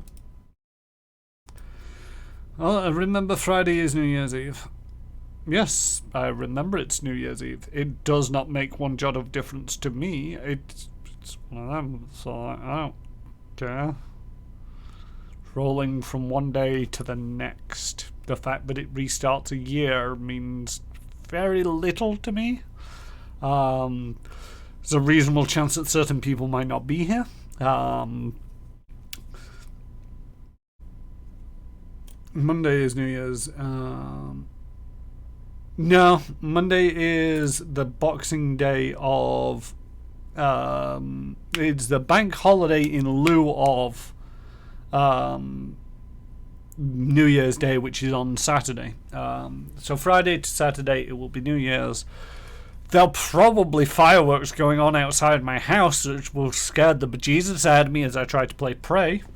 New Year's Eve is my favourite holiday, which is fair enough. I mean, each to their own. Is just, for me, New Year's never did anything. Oh, Monday is in the New Year's. My bad. So yeah, in the New Year's, on the Monday that is the bank holiday New Year's Day in lieu of the bank holiday which falls on a Saturday, we'll be back with All That Glitters Explodes. We have too many New Year's Eve traditions in my family, which is fair enough. And, you know, to a certain degree, it's not to tell anybody that they're wrong. It's just, for me, I have very little. I don't do anything on New Year's particularly. In the past, I have gotten drunk on New Year's and enjoyed it, but I don't really get drunk much more anymore. And the number of times where I've seen people being so, oh, we gotta stay up because it's New Year's, and they'll pass out before. You recall it, I don't. I was drunk. But doobly what's it, flibbity flob, it's all, yeah, for me it's just, it's New Year's. It's rolling from one day to the next, 1 year to the next. You can put that New Year on any day of the year and call it a New Year's Day, and I wouldn't bat an eyelid. You also levitate in my sleep. I do levitate in my sleep. Also, I'm told. I remember you telling me about that. I don't remember doing it. But then again, I was asleep. Anyway, so yes, I will be back on Thursday. All That Glitters Explodes over on Manapot Studios. We'll be back on the following Monday. I'll be streaming on Friday, and we are going to find out if there is anybody to raid. That's what we do at the end of streams. My brain is gone. Are you going to come up? Are you going to tell me who's streaming things? Is there anybody to raid?